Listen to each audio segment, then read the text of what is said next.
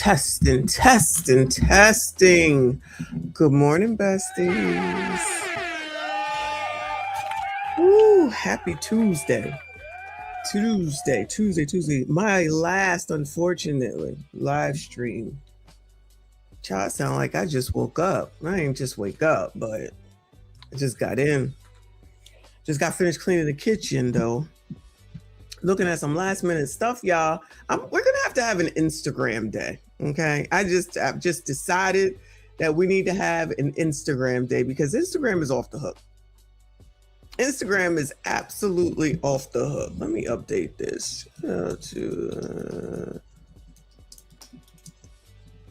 for Reaper from yesterday. Shout out to Reaper for 50 memberships. I'm up here now. Shout out to you, boo, as usual. Shout out to all of y'all, though. Thank you. Appreciate you for being here. Yeah, early in the morning. Get this shit cracking. And I will be back later on tonight or later on today for show. Okay.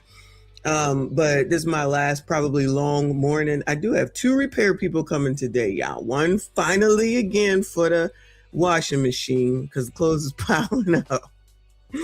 And then one for the air conditioner because it acts like it doesn't want to condition. So they come in this morning. Hopefully they won't interrupt, but if they do, then they do. But there's so much going on, right? So we're going to go ahead and get to it so I can get through as much as possible today. Shout out to everyone that is here. Please make sure you hit the like button for me. Subscribe if you are new. Now, listen, I try to find some good news. Y'all don't be sending me no good news. I try to find some good news. This is not good news. But I just want to make sure that we be knowing what's going on. Poor Jermaine.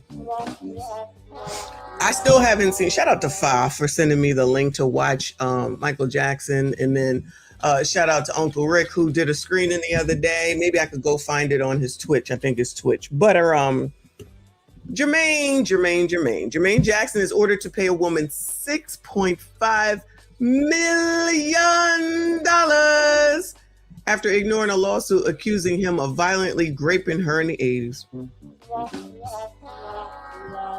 Violently raping her in the 80s. Girl, when? Let me go ahead. Let me bring it up. Let me see. Did I miss it? Did 50 Cent become best friends? Is that it? I don't know. I'll peruse through as we go through, girl. Thank you, boo. It says, shout out to the neighborhood talk. Neighbors, Jermaine Jackson is being hit where it hurts. According to reports, the singer has been ordered to pay a woman more than $6.5 million after reportedly never responding to a lawsuit accusing him of rape.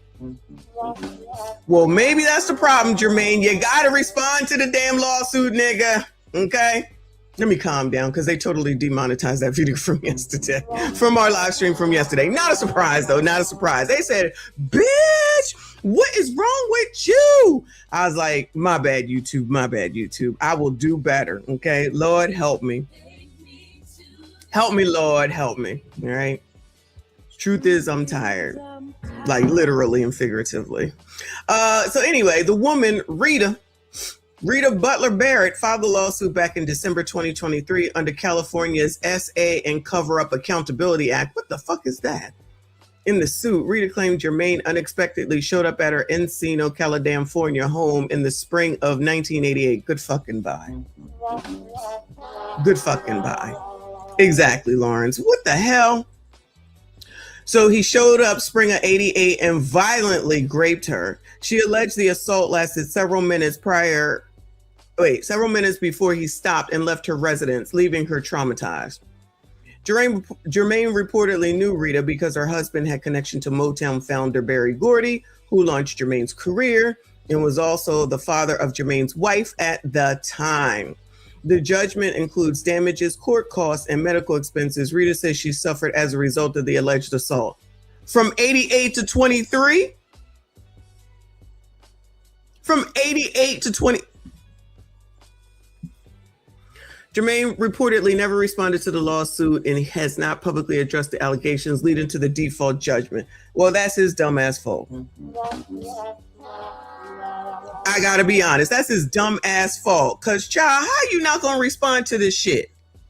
So now you gotta pay 6.5. So any money that you was allegedly making from the movie gotta go to her. Let me see what this damn thing is. Hold on a second. This is probably the same thing as what happened in New York. What is it called? California's SAAB and Cover Up Accountability Act.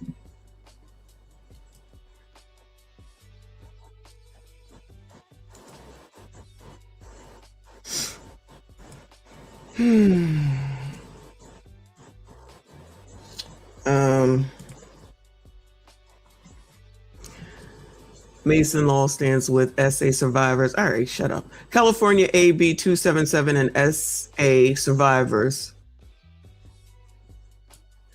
Of all the different laws pertaining to SA in California, one of the most important is Assembly Bill 2777, also known as the SA and Cover-Up Accountability Act. Among the law's many provisions, the most prominent involves the following. It extends the statute of limitations for filing an injury claim for SA or assault. Well, yep, it's the same thing as what they did in New York. Lengthens the time limit for filing a civil lawsuit regarding SA to December 31st, 2026, if the incident happened after January the 1st, 2009. Reopens SA cases that were previously dismissed only due to the expiration of the statute of limitations, regardless of when the assault took place. Covers claims against individuals and organizations except public entities or agencies which are exempt, permits legal actions against entities involving a cover-up of SA defined as a coordinated effort to conceal evidence related to a SA or prevention information about the assault from being disclosed publicly. So in other words, it's the Survivors Act, just like in New Damn York. The reason that this bill was passed isn't complicated. The traumatic nature of SA or abuse can have a chilling effect on coming forward. So you can have 80 years in order to come forward. Shout out to Bill Cosby.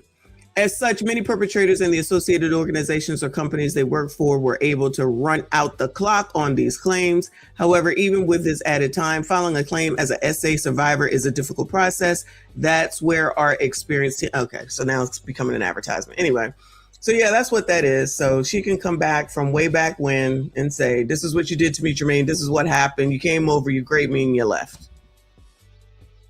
And now she gets $6.5 million because that ninja didn't answer back. Anyway. All right. Well, there you go. Don't say we don't be leering around here. Moving on, child. Moving on. Back to Sean Gathray. Right, child. Who thought that we would still be talking about this ninja, right? So it's interesting how when all the color community was talking about, what is it called? Sweat equity and the racism and the sweat equity. Sweat equity, sweat equity. It's slavery, it's slavery, it's slavery. I said 80 years being facetious, but still 2009 to 2026, what is that? 17 years. Bill Cosby was longer than that. Bill Cosby was longer than that. For stuff that we knew, just like we knew about R. Kelly. You know what I mean? So no outrage then, outrage now. The same colored people that's outraged now knew what was going on then. But again, also, not talking about Jermaine Jackson, talking about Bill Cosby. I ain't saying this right. All I'm saying is, one, it was a different time. And two, I can't have empathy and sympathy for people that go back. That's just me. The other people think what they want. Anyway. So in case y'all didn't know, so Gaithright, we do know, is one of the four that was convicted for Julio Fulio. And they was begging and begging and begging for life because they didn't want to get the death penalty. Then they get the life sentence, particularly him that they was looking for, and it's white supremacy, discrimination, and racism. Okay. So now, if you didn't know, he came out here with a plea to help his ass. There we go. Let's hear it. So he came out here with a GoFundMe, And then all of a sudden, the colors didn't want to have nothing to do with him. It was just like, ninja, serve your time. We don't care. Oh, so what? I be confused, color community. Y'all was all down for whatever before. Then all of a sudden, he started asking for money. And I was like, oh, my name is Bennett and I ain't in it. So Sean Gaithright, one of 4 men convicted in Julio Fulio's Red Rum, seeking donations to pay for legal fees to fight conviction and life sentence. Y'all don't want to help him? Hey, Sean, I'm just reaching out to y'all, just to get y'all a quick update about my situation. Right now, they got me in confinement. It's just a protocol thing after Friday, but I should be out of here soon and, reaching back out to everybody. I've seen, I've heard that, a lot of y'all have been reaching out to my Instagram page at the official Sean G. This is my real page. This is the page that I will be, communicating to the outside world from, through my management team and stuff like that. I really appreciate all the messages and, all the comments and the likes, and the shares and the donations. It means more than y'all can understand. Like, it truly means a lot in a difficult time like this. We all know that God has the last word, and I just really appreciate y'all for seeing me in a different light. Y'all will be hearing from me soon. Like I said, I just have to get out of confinement, take a couple days, but I appreciate y'all. I love every single one of y'all, and yeah, that's it. Thank you. What's up, everybody? Love y'all. Love y'all. Oh, where did the love go when y'all was out here outraged? Now y'all don't. Now he needs some money. Now he's over here. He got used to it real quick, didn't he? He got used to it real quick. This is my real Instagram page. The most important thing. Y'all can go ahead and we will respond. Blah blah blah blah. So the comments. Well, let me go back here first. Sean Gaithright's family says they've been receiving threats over his GoFundMe page after Julio Fulio Red Rum conviction. Let me go ahead and look up GoFundMe chat. Let's see what's over here. Because it looked like he had $400 yesterday. It looked like he had $400 yesterday. How do you spell his name? Gaith. Right? Gaithright? Hold on. Sean Gaithright. Sean Gaithright. Oh, would they take it down? I don't see it. I don't see it. Maybe they took it down, child. It says statement regarding GoFundMe fundraiser, the official Sean G. Should I be following him? We want to address the recent reports being made against Sean's GoFundMe. While we completely understand that not everyone will choose to support Sean, going as far as reporting the fundraiser, they got the shit taken down then. Sending threats and continually harassing not only Sean, but also his loved ones and family members is truly nasty spirited and completely out of control. What? Are you kidding me? Never. Not the colored community. Never, ever. No way. They changed that up real quick, didn't they? We have updated the GoFundMe to clarify that the funds are intended to support Sean's family as they navigate the many emotional, financial, and personal hardships that come with the events ahead. So the funds are intended to support Sean's family. Was Sean supporting the family before all this happened? Ain't he a teenager? Or was a teenager when this happened? How much support was he getting? I'm sorry, how much support was he giving? How much support was he giving? I'm confused. That thing was for $100,000, y'all. Don't get it twisted. It was for $100,000. Throughout all of this, we continue to hold sincere empathy and respect for everyone impacted by the situation. Supporting Sean does not mean we are dismissing the hurt, pain, or seriousness surrounding what has happened. At the same time, Sean is someone we love deeply and will continue to stand beside him. Oh, y'all thought the public really cared about Sean? No. Even though I think there will be some women that will definitely support him, you thought the community really supported Sean? No. They found a reason to come out and say, what? White people, racism, Donald Trump, slavery, Jim Crow, white supremacy. That's all that was about. That's it. Probably liberals as well, even though they would have been saying the same thing, even if it ended up being DP, right? We know his heart and we believe in words. Wait. We know his heart and we believe in his humanity, growth, and redemption.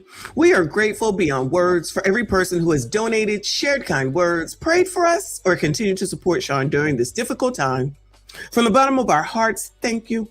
And with or without donations, we are still willing to sell everything down to the clothes off of our bodies to fight for Sean. What they fighting for? Somebody tell me what they fighting for, chat.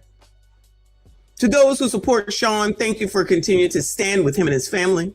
To those who do not support him, we respectfully ask that you simply block, disengage, and move forward toward causes and people you do support rather than spreading hate, threats, and negativity. I tell you, sometimes people don't even know when they be people playing in their face.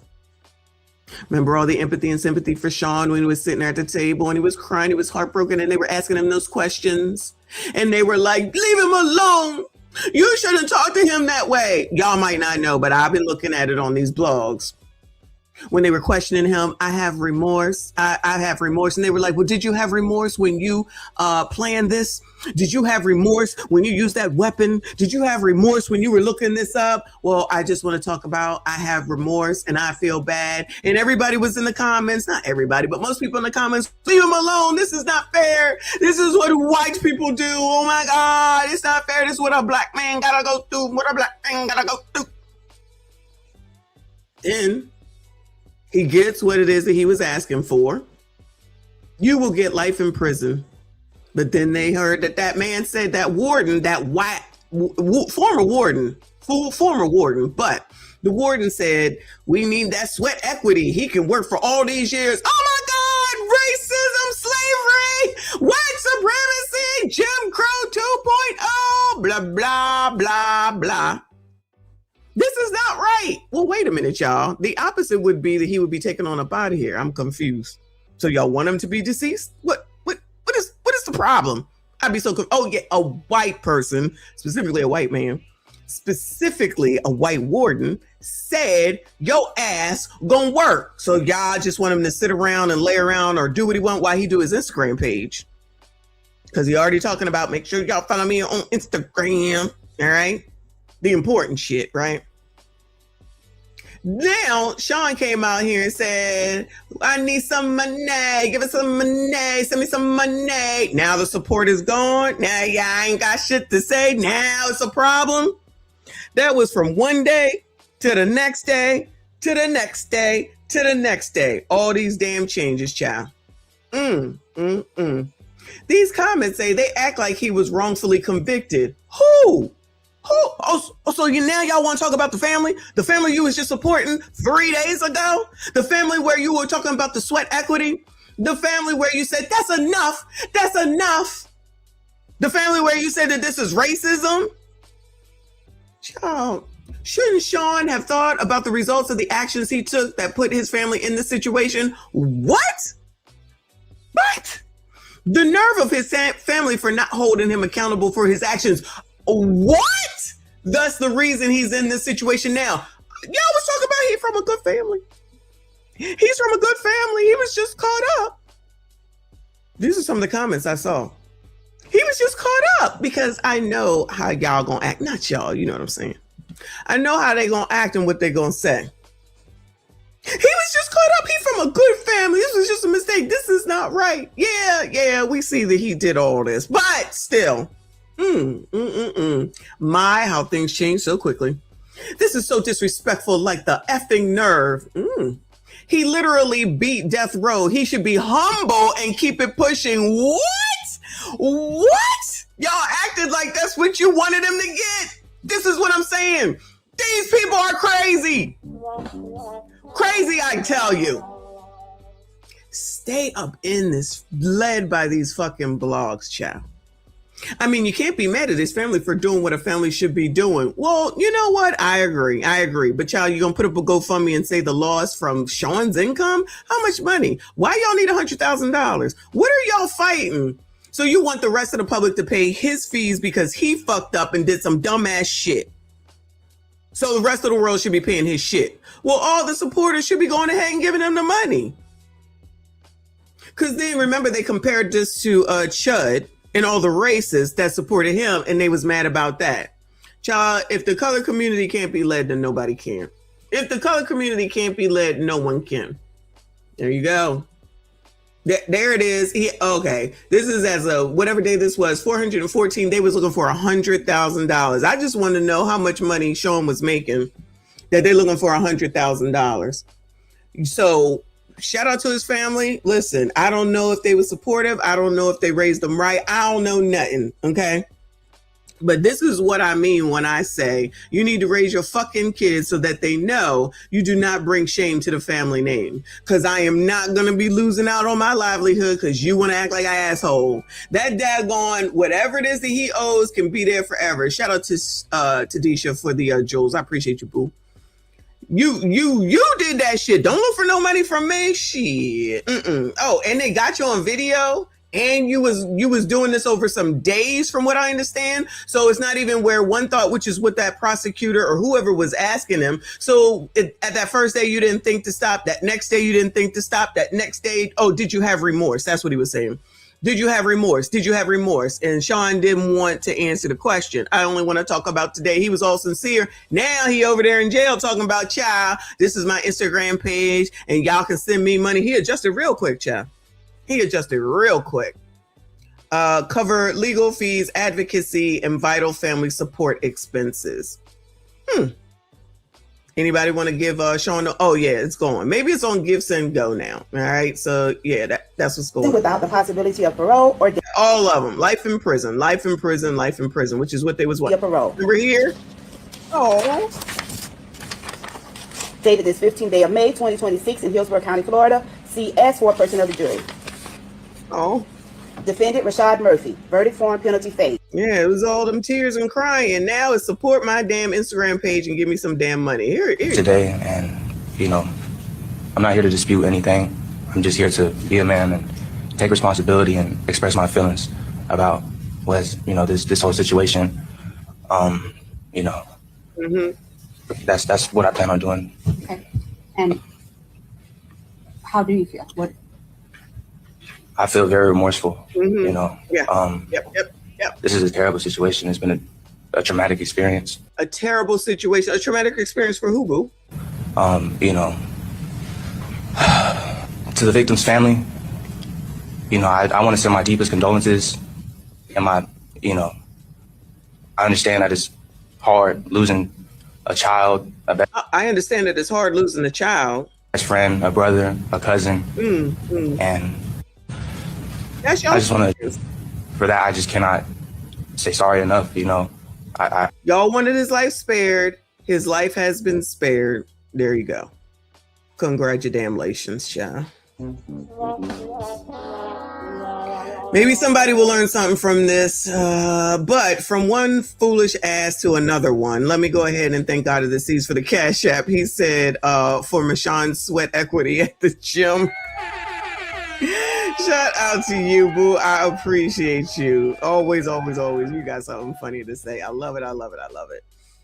So y'all remember Mangione, Luigi Mangione,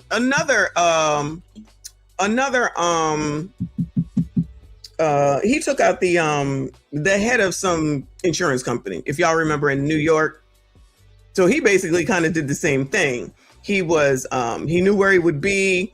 It was one early morning in New York. He came up, took him out on the street and got caught immediately. But the women's like him. The women's like him. So there was all this, we love Luigi. We love Luigi. Luigi. I mean, bitches, you do realize he deleted somebody, right? Luigi. And they've been down there for him. They've been donating. They've been sending him shit. I really do think at some point that's what's going to happen to Sean. I really do. I'll be on the lookout to see if the blogs report that, right? Because he's a good-looking kid. And that's the reason why they're doing it with Luigi, because he's a good-looking young man, right? Forget about the red rum chow. Forget about the deceased man that bled out on the daggone streets of New York or wherever Julio Fulio was, right? Forget all that.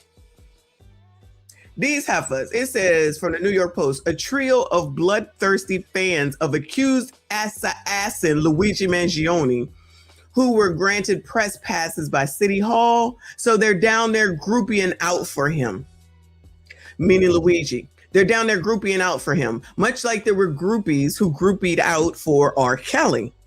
Now, nobody groupied out for Weinstein, as far as I know. But they out here groupieing it up. It says, spouted vile hate and unapologetic calls for political violence from a Manhattan courthouse steps Monday. All right, let's hear it. And then I will acknowledge you, Lawrence. Thank you so much, Boo. I appreciate you. Brian Thompson, that's all I'm saying. That's all I want to say. Brian Thompson's mom, that lady said something on Inside Edition. I said what I said. I don't give a fuck. His children are better off without him. They need to learn to not be like their dad and enjoy the blood money, kids. Brian Thompson, that's all I'm saying. That's all I want to say. Brian Thompson's mom, that lady said something on Inside Edition. I said what I said. I don't give a fuck. His children are better off without him. They need to learn to not be like their dad and enjoy the blood money, kids. Okay, so liberals, I'm sure. So what they're saying is they're speaking to Brian Thompson's family. So Brian Thompson is the man who bled out because of Luigi Mangione. And so their blind, stupid ass, dummism love, allegedly, for Luigi Mangione, has them out here saying, F Brian Thompson and his whole family that lost him because Mangione, who is rich and to do, good to go, mind you, as far as money is concerned, did this thing that I guess they think is acceptable because, you know, liberals are crazy, allegedly. And now they're saying F Brian Thompson's mom, F Brian Thompson's kids, while they down here Google-eyed over this damn man. Brian Thompson. So it reads, sick Luigi Mangione fangirls say Red Rum CEO Brian Thompson's children are better off without him. F Brian Thompson's mom and F Brian Thompson. F the lady from Inside Edition. I said what I said. I don't give a fuck. I said what I said. I don't give. Let's remember this, y'all, because I promise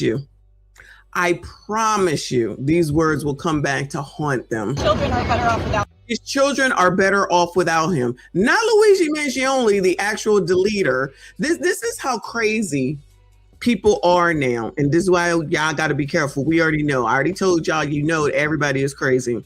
And it's not just the color community, okay? People have empathy and sympathy for the people that are committing crimes out here, red rumming people out here, more so than the actual victims now. This is where we are. Because these MFers think that there's some equality that's missing somewhere. And that everyone is equal, even if you commit crime. There's always a reason why, and you should forgive them and give them the freedom until something happens to them. So you got these people saying this. You think this is not going to come back to bite them in the ass, and they're going to come back out here saying, whoa, whoa, whoa, my bad. I'm sorry. Child, if they work somewhere, they need to, Brian Thompson's kids need to learn to not be like their dad. And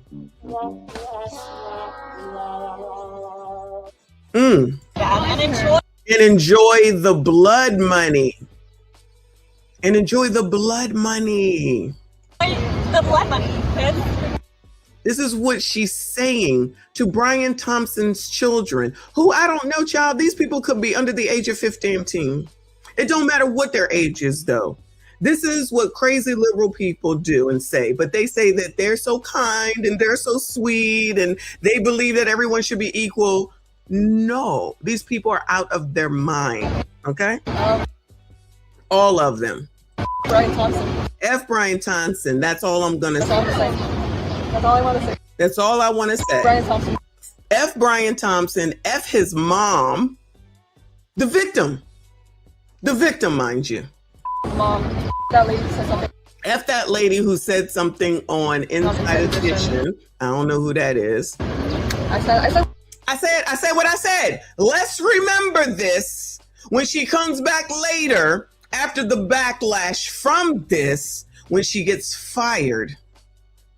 Because I promise you, this will come back to bite them in the ass. I promise you. I just hope that I see it, because this is not worth me following. But there's a lot of crazy people out there, y'all. And too many people that are now empathizing and sympathizing based off of their political views or whatever with people who are actual criminals. And then God forbid something happens to them. And there's a vigilante I would consider Luigi Mangione a vigilante. And God forbid it touches their family. And then they'll want everyone to come up behind them and support them and give them money to their Give Send Go or their GoFundMe. Like everybody's just supposed to ignore what the hell it is that actually happened here. So F these biatches. Let me also say, but white people do it too. But white people do it too. I was going to leave this till tomorrow, but I'm like, nope. It goes right along with the Sean Gaithright, right? Somebody in the comments said, I wonder what political party they're associated with. Somebody said this is actually crazy to say out loud. Exactly. I bet that smoke smile would be wiped off their face if it were their family member. So easy when it's not personally affecting you. Exactly. Anyway. So yeah, that's what's happening there. Shout out to Lawrence.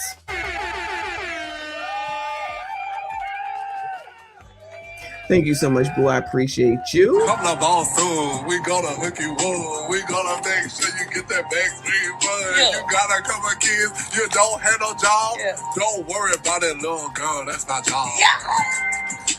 Come in by your Texas. I'm asked, what the what? What a money reside. What a money reside. What a money reside. What a money reside. And that's on who? Man had a little lamb. Okay, we see where the money resides. Thank you so much, hon. As per usual. Whoa, thank you so much for supporting the channel. He said, Section 1 of the 13th Amendment, there is slavery nor involuntary servitude, except as a punishment for crime, whereof the party shall have been duly convicted, shall exist within the United States or any place subject to their jurisdiction. Sir, you did a crime. Shout out to the reference, because we be leering in this bitch, okay? They don't want to hear that, Lawrence. What are you talking about? You mean to tell me it's on the books? Well, black people were only 1/3 of a person when the Constitution was created, and you know that there was slavery, and we suffered the most. Oh, my God. They care about y'all, okay? They care about you sassy straights, the blacks, allegedly. Because, you know, typically, I mean, there's a bunch of liberals. Again, these are liberal people that are doing this shit and saying these crazy things. Just like they said in the comments for that other story. Child, if this is where they want to land their plane, land it. People are tired of it. I understand that there's shit going on and Trump need to get this shit together and get these gas prices down and then this fucking war and stop being a jackass with regard to that, right? Absolutely. But at the same time, you liberals think that you're doing something wonderful while you say some shit like crime should continue. And the funny part about it that's not funny is that the color community, yes, I'm back on who is over here trying to act like crime is not happening and it is affecting the communities where y'all are at. You still support these crazy ass people because you allegedly think that Republicans are racist. Like there's no racist in the damn Democratic Party. They just are smiling in your fucking face. So y'all tend to believe them and they are still going full force. I told y'all, I just saw a post where they said Cam is the leading contender. Well, child, prepare to lose. Prepare to lose. If Hillary Clinton could not become president, ain't no way. Ain't no way that Cam will become president. Y'all wasting your time. But child, that just ushers in JD Vance. And y'all do it to yourselves because you swear you know so much and you will not listen. But float on. She'll probably choose Gavin Newsom to be the vice president if he will accept it, because I don't know if he's the type of person that would accept being second in charge, not only to a woman, but to a BIPOC woman. We'll call her BIPOC, okay? Because that bitch ain't black. I don't care what they say. But anyway, let me move on to some updates on the shootings. This is, I haven't listened to these because I wanted to wait with y'all. I wanted to wait with y'all to hear what the good mama has to say. It says, mother of Austin shooting spree suspect speaks out after arrest. We shall see what the good mama has to say. It's 3 teenagers. Police released the identity of a 17-year-old, 2 others linked to this case, a 15 and 16-year-old, and we're hearing from one of the suspect's mothers. She spoke with our Sydney Gray and acknowledged her son's actions were wrong, but she says a number of issues led her son down the wrong path. Sydney joins us live.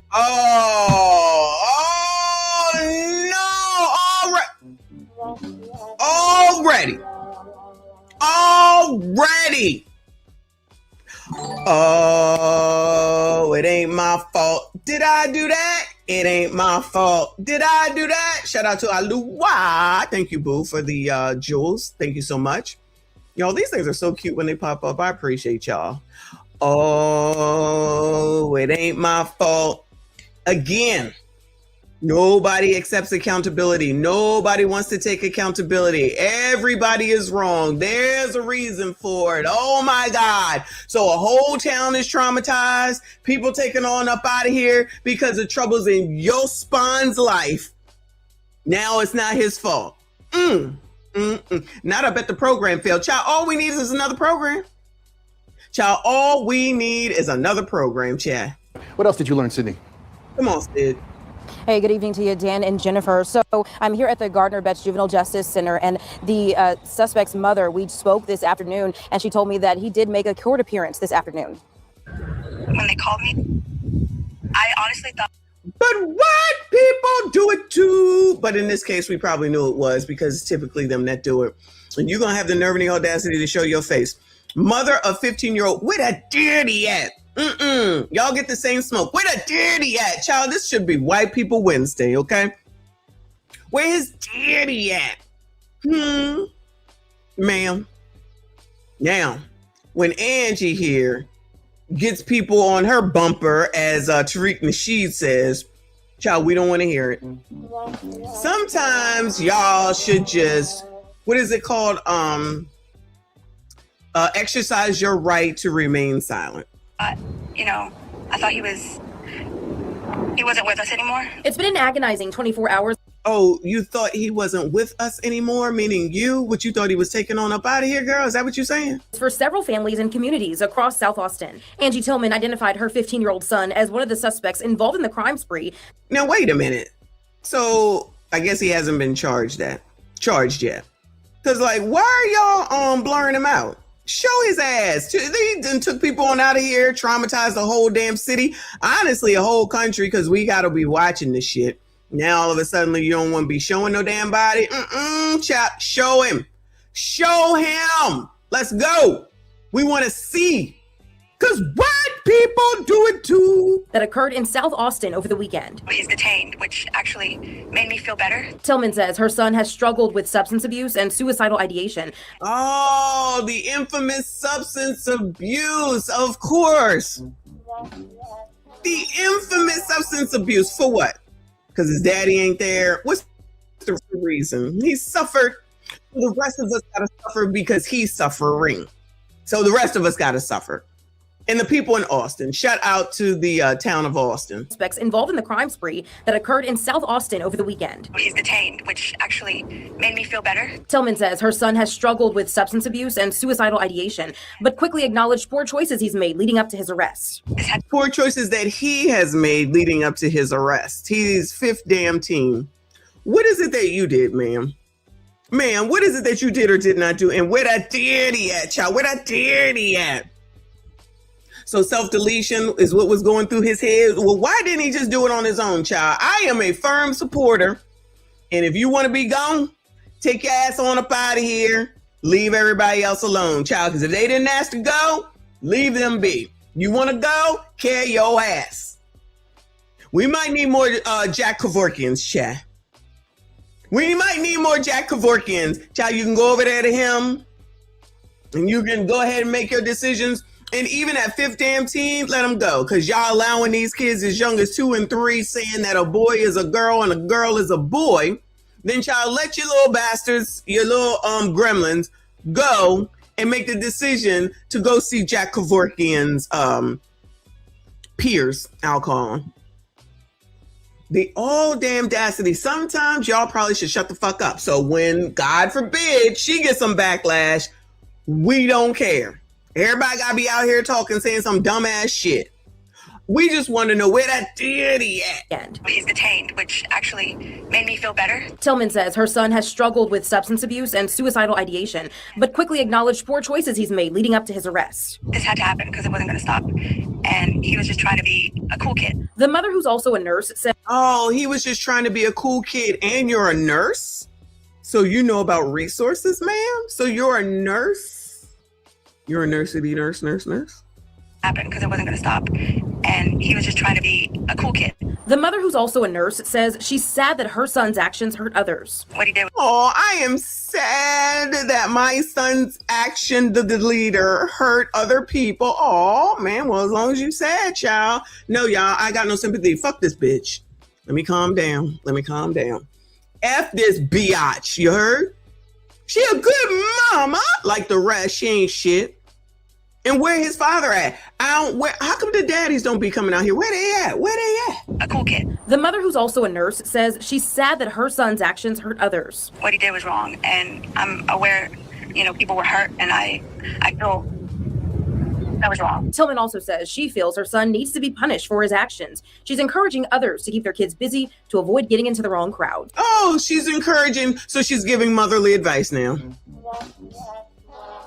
So she's giving motherly advice that she didn't take herself. You knew your son had a substance abuse problem. Why is that? Give us the details. Don't come out here and just give us what you want us to know. We've got questions. Why is he using substance abuse? Where the fuck were you? And if he had self-deletion thoughts, why didn't you do something about it? You're a damn nurse. If you don't know, nobody knows. You write in a hospital, you write in a doctor's office, you write wherever the hell it is that you work. You couldn't help him. You couldn't give him some help. Now all these other people got to suffer because you ain't do nothing with your gremlin. Keep them mentally and physically busy all the time. Because if they're not busy, they're going to go out and find something to do. And it's usually not a very good thing. Girl, shut the fuck up. Tillman also acknowledged social media backlash towards parents, as all three suspects are juveniles. Their children are always going to make their own decisions. And sometimes it's not the parent. Sometimes it's just the crowd they hang out with. Oh, it's not the parent. Oh, it's not the parent. Yes, that's the problem. It's not the parent. It's the people that they hang out with. Well, ma'am, if you try and give up some advice, why didn't you take your own advice? Why wasn't he occupied? Why wasn't he doing something? Why was he out here to be on his own? How could he get the time in order to do all this? Because you must have been busy doing whatever the fuck it is that you were doing, that you weren't paying attention to your own kid. Now all of a sudden you know all the issues that he had, but you ain't do nothing about it, or else we wouldn't be talking about this shit right now. Now you want to give out some damn advice. If these people don't go straight to hell. Social media backlash towards parents, as all three suspects are juveniles. Their children are always going to make their own decisions. And sometimes... Generation X, shout out to Generation X. When we were younger, did any of your friends go out here and commit mass SHOOTings? Did you or your friends go out here and delete people? Did your friends steal cars and then tell the whole world about it? Did your friends go out and commit armed robberies? Did your friends go and plan out deleting other rappers and things of that nature? Did your friends go and plan on finding the CEO of a insurance company and plan to follow him to take him out? Bueller, did you and your friends do these things? Now I know it's going to be like, oh, it's social media. Oh, it's social media. No.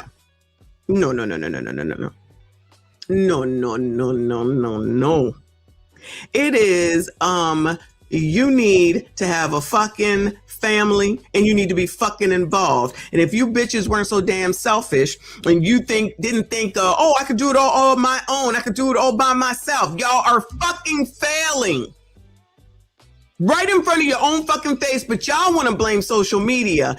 Take the phone the fuck away. If you take the time in the beginning, and not all, but if you take the time in the fucking beginning to be there in your child's life, to know who your damn child is, to teach them the difference between right and wrong, to punish them, to do what that man was doing with his son when he made him bring that bike up those 3 steps, to have a man in his life, since this is a boy and the people that typically do masses are white males, tell the truth, shame the devil. And even though she looked like she probably BIPOC of some sort, not black.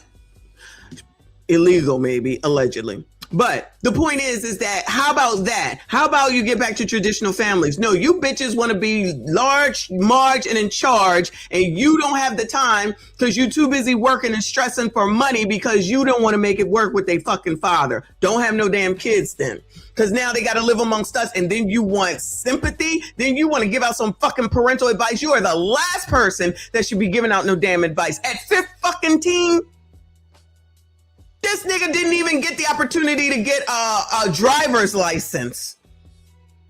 He didn't even make it to get a driver's license. And you want to give out some damn parental advice? Blame social media. This will be another bitch that will probably try to sit up here and say that, oh, it's Zuckerberg's fault. It's YouTube's fault. It's TikTok's fault. It's everybody else's fault but yours. Then y'all dummies over here talking about Mother's Day. Imagine if you had a whole relationship and you put your energy into said such relationship and family and commitment. Imagine what your life would be. No, y'all want to be the fuck out here on TikTok running off at the mouth about shit you clearly don't know nothing about. Failing, showing your failures in your own damn life, and you're failing your kids. Because even though she looks like she older, she probably one of these people that's going to sit up here and say, you don't watch your grandkids. Fuck those kids. Okay? You do it. Get fucking married or get the fucking father involved. I don't care how much you hate him. I don't care how much that kid look like his father. I don't care. You fuck for that kid. You take care of him. I fuck for my kids. I took care of them. Please. These people... It's not the parents. Sometimes it's just the crowd they hang out with. Any of the crowds that this 15-year-old hung out with should be outraged. They should be outraged. Whether they were involved, because I'm not sure these damn shootings are running together. I don't know if he did this with someone, if there was other people or not. I'm not really sure. However, anybody that hung out with this kid and wasn't involved, they're basically blaming you. She's basically blaming you.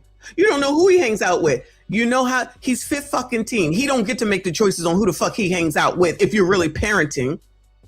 He does not get to make those decisions.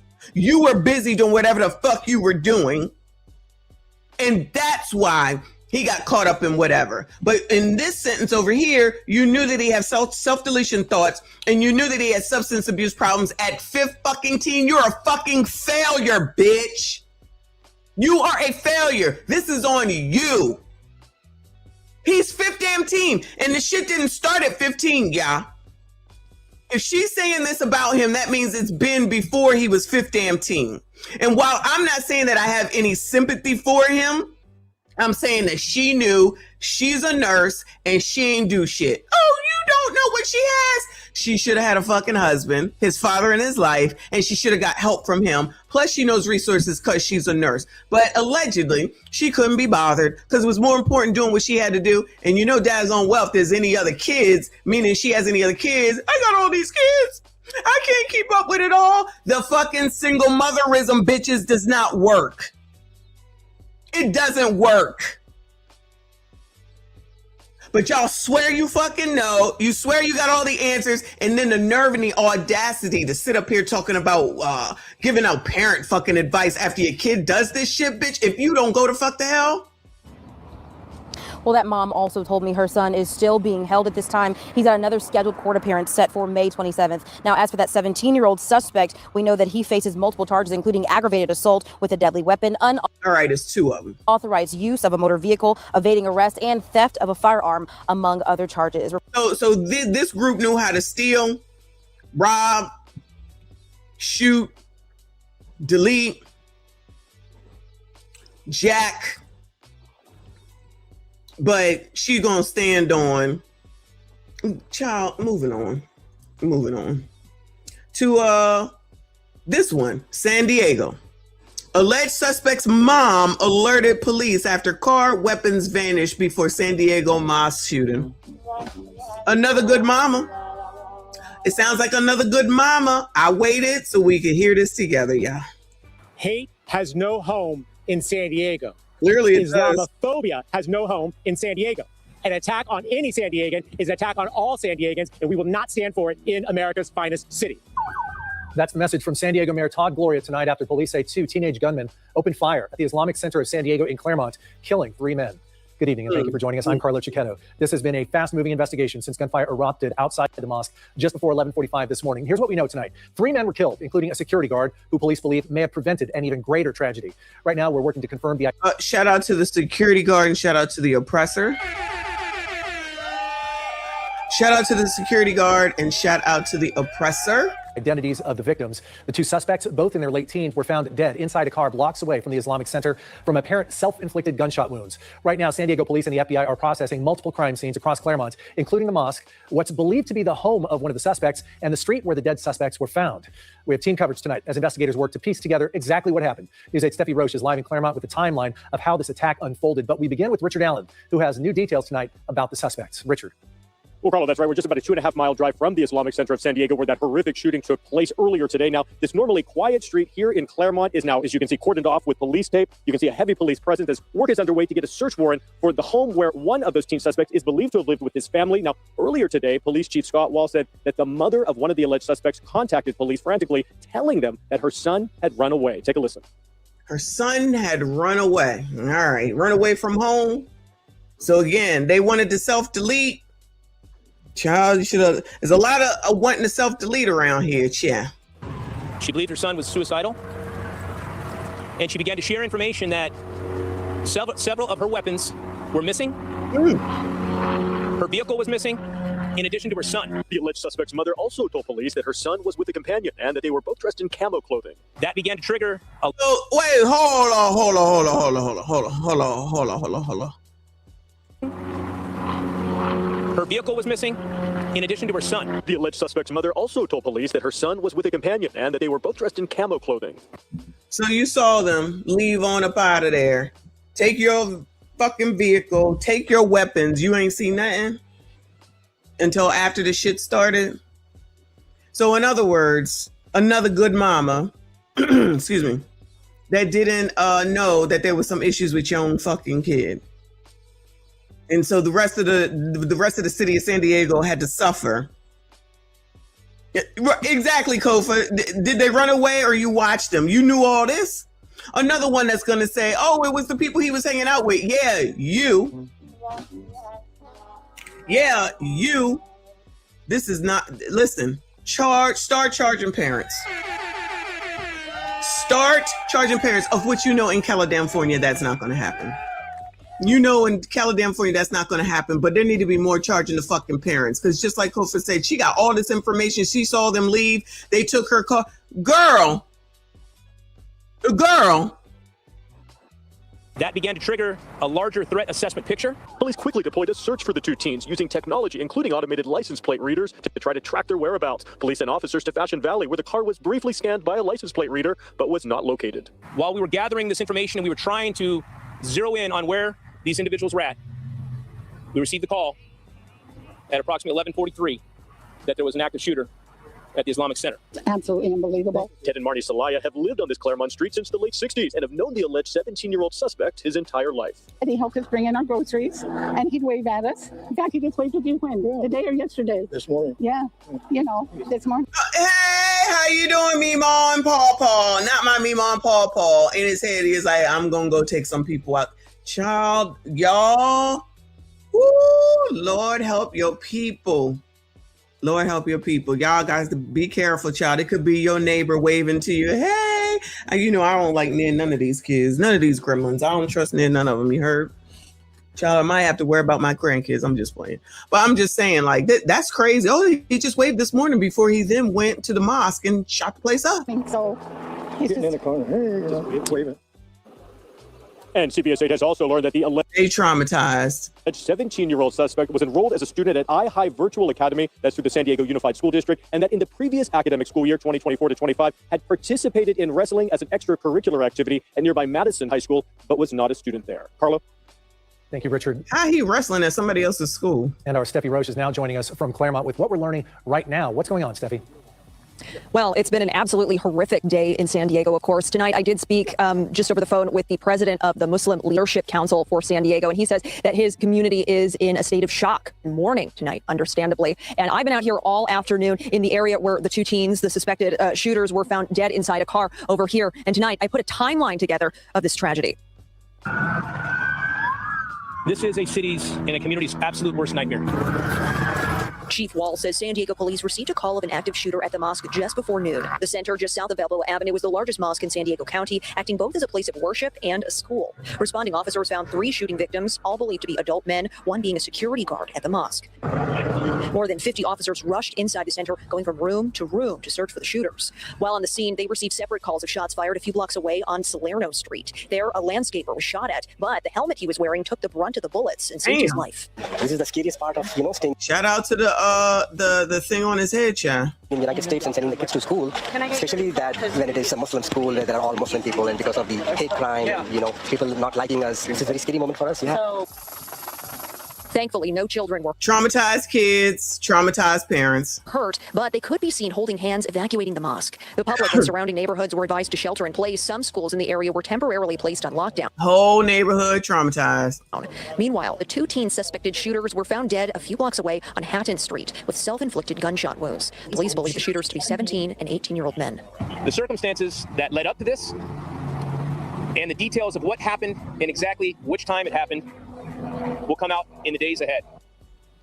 We look Chief forward Wall to says this shooting is being investigated as a hate crime. And meanwhile, the victims in this horrific tragedy have not been identified by law enforcement at this time. Now, report. Yeah, well, they're dead. Does it really matter? Let's see what the mama looks like. Loving, I'm assuming you don't know that California is one of the most liberal fucking states, and Gavin Newsom would never, Karen Bass would never, Maxine Waters would never. And then none of them want to hold nobody accountable. They don't want to have anyone be responsible for anything. I mean, come on now. We don't know this. They allow anything and everything. They're not going to hold no fucking body accountable. Let's go to Shadam Cargo, child. This is clearly crime is down. Good mama episode. Mother blames Chicago public schools after alleged teacher attack on 12-year-old son. Oh, I heard about that one with the mother who put the filming thing in the son's hair. That one's disgusting. They all need to be held accountable. Chicago Public Schools after she says her 12-year-old son was violently assaulted by his science teacher. She's been identified as 37-year-old Elaine Pierce Collins and is now facing felony shout out to Big Tiff's baby daddy's wife. Charges, but the child's mother says despite the seriousness of this alleged attack, she was not notified for hours after it happened by her son's school. These are the images of Malachi. You can see right there. His mother says she took these images after the alleged attack inside Pershing Steam Magnet School in the 3200 block of South Calumet Avenue on December 12th of last Calumet City. Year. She says the photos show redness, scratches, swelling, and bruising around the 6th grader's face and eye. This is the issue. Malachi's mother, Marquita Brown, says the incident happened at 10:40 in the morning. She was notified after 2 in the afternoon. She also says when her son went back to school 3 days later, 37-year-old Elaine Pierce Collins was still on the job. What the heck?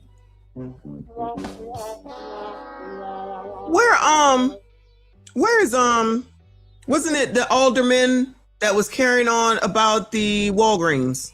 This is Chicago or Chicago area. Where is Jason House, I guess? If this is in Calumet City, that's under Thornton Township. Oh, that's the supervisor. That's that other black guy. I forget his name. Where is the NAACP? How come ain't nobody down here helping this woman, making sure that them people get? Where are the protests to say that your ass needs to be fired and everybody need to not go here? Where they at, y'all? Where's all those people that are sitting up here fighting for the illegals, but they're not gonna do nothing to help this woman whose son was attacked at school? No, I guess not. All right. Happened to the teacher right away. She was placed on suspension. But I just wish that this never happens to no other kid that attends John Pershing Elementary School. Brown also says she initially believed her son had been involved in a fight with another student until administrators allegedly told her the altercation involved a teacher. So they knew. See, he's a 6th grader, so they knew. And it's not even like he looks like the typical that we see, right? Yes, I'm stereotyping. So he looks like he's probably just going to school, so you're getting attacked by the teacher, and child, these people, I can't. Claims her son was dragged, punched, choked, and strangled by this teacher after attempting to report what happened. Brown also says the teacher was eventually placed on suspension, but believes action should have. I know you fucking lying. I know you fucking lying right now. Not a sister did this shit. What? Why? What is going on? How could a black person do this to another black person with all this racism that's going on? With all this white supremacy going on? How? Oh, I certainly hope that she allegedly, meaning this teacher, wasn't trying to take one of these kids down. You know what I'm saying. Y'all know what I'm saying. And he said, I can't do it. I can't do it. I thought it was a white man too, because the other one with the other lady, which I'm gonna see if I can find real quick, that was a white man with two eyes looking two different fucking directions. I was not expecting a sister with all this sister hoodishness going on around here. I can't believe it. Now, why would you do that? This is crazy. Happen immediately. According to Chicago police and court records, Pierce Collins is charged with 1 felony count of aggravated battery of a child causing great bodily harm and 1 felony count of aggravated battery by strangulation, also causing great bodily harm. He was dragged on the stairs. He was trying to come to notify the principal of what happened. She dragged him. So she allegedly attacked him. He was going to go tell. Shout out to him. Shout out to the little boy that was ready to go tell. I'm glad. So then she stops him and beats him more. She beats him more. Woo! Homeschool your kids, Che. Also causing great bodily harm.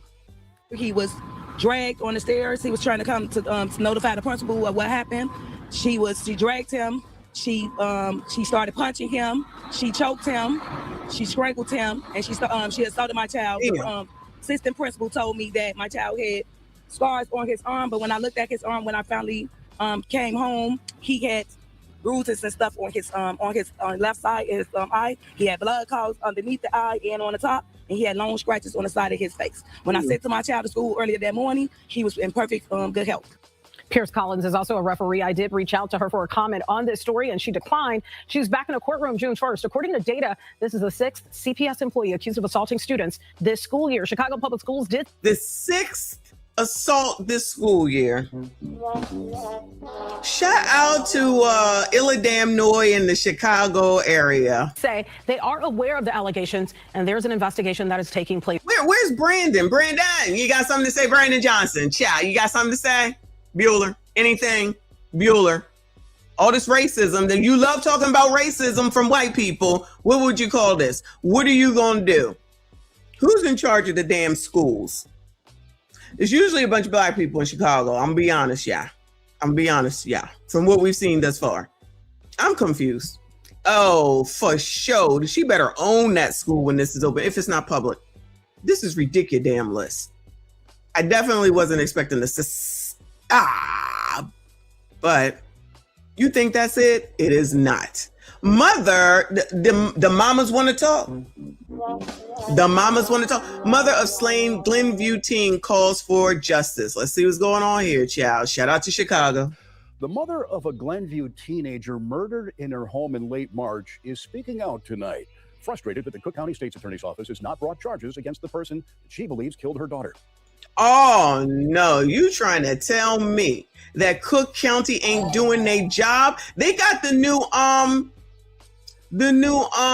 lady, child. What was her name? I forget her name. Remember we sat there and watched because the colored community did not want her. They wanted some black guy, and she went and she made it, and she was supposed to be doing crime because Kim Cook, what's her name, had to go. She couldn't take it. Shout out to Fa for becoming a member. I see you. I appreciate you. Shout out to Kanar. He said Tony Preckwinkle. Yeah, that heifer. Thank you so much, Boo. I appreciate you. Shout out to all the channel members. Thank you so much. Shout out to Death the Reaper, who is not here right now because he's asleep, as he should be, for the 50 memberships from yesterday. Shout out to y'all. I see you. I appreciate you. Kim Fox, right? Kim Fox. Thank y'all so much. All right.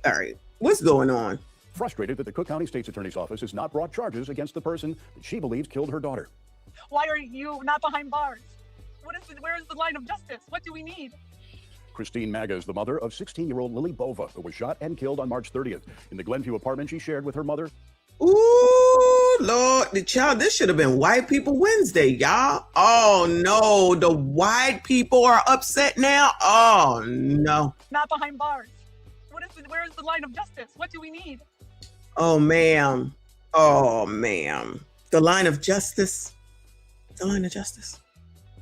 Christine Maga is the mother of 16-year-old Lily Bova, who was shot and killed on March 30th in the Glenview apartment she shared with her mother, sister, and brother. Bova was found shot in her bedroom. Oh, shared the apartment with her mother, sister, and brother, which is not important, but I'm just showing like, white people have it too. But white people have it too. Later died at Lutheran General Hospital. Her mother tells Fox Chicago that Cook County sheriffs have told her they have sufficient evidence to file charges against the suspect, but she says the state's attorney's office is asking for more time. She believes the circumstances surrounding her daughter's murder are more than enough to bring charges. This is someone that came into my home, was let in, and was in my daughter's bedroom while my other daughter was watching a movie in the other room. And who the fuck was it? Hold on. Who is it? Sound like you know who it is. Heard a loud bang, and he came out, and he had the gun, and my daughter protected herself with a pillow, and he asked for a hug. I'm not sure what that was about. She told him just to get out.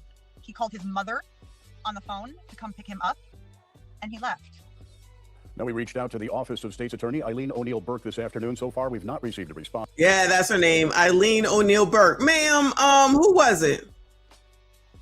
Who? This sounds crazy. Hold on. And was in my daughter's bedroom while my other daughter was watching a movie to my home. Surrounding her daughter's murder are more than enough to bring charges. This is someone that came into my home, was let in, and was in my daughter's bedroom while my other daughter was watching a movie in the other room, and heard a loud bang, and he came out, and he had the gun, and my daughter protected herself with a pillow, and he asked for a hug. I'm not sure what that was about. She told him just to get out. He called his mother on the phone to come pick him up, and he left. Now, we reached out to the Office of State's Attorney Eileen O'Neill Burke this afternoon. So far, we've not received a response. Christine Maga says she believes the person that she believes killed her daughter is still living in the community, and she says she's fearful for the safety of her other two children.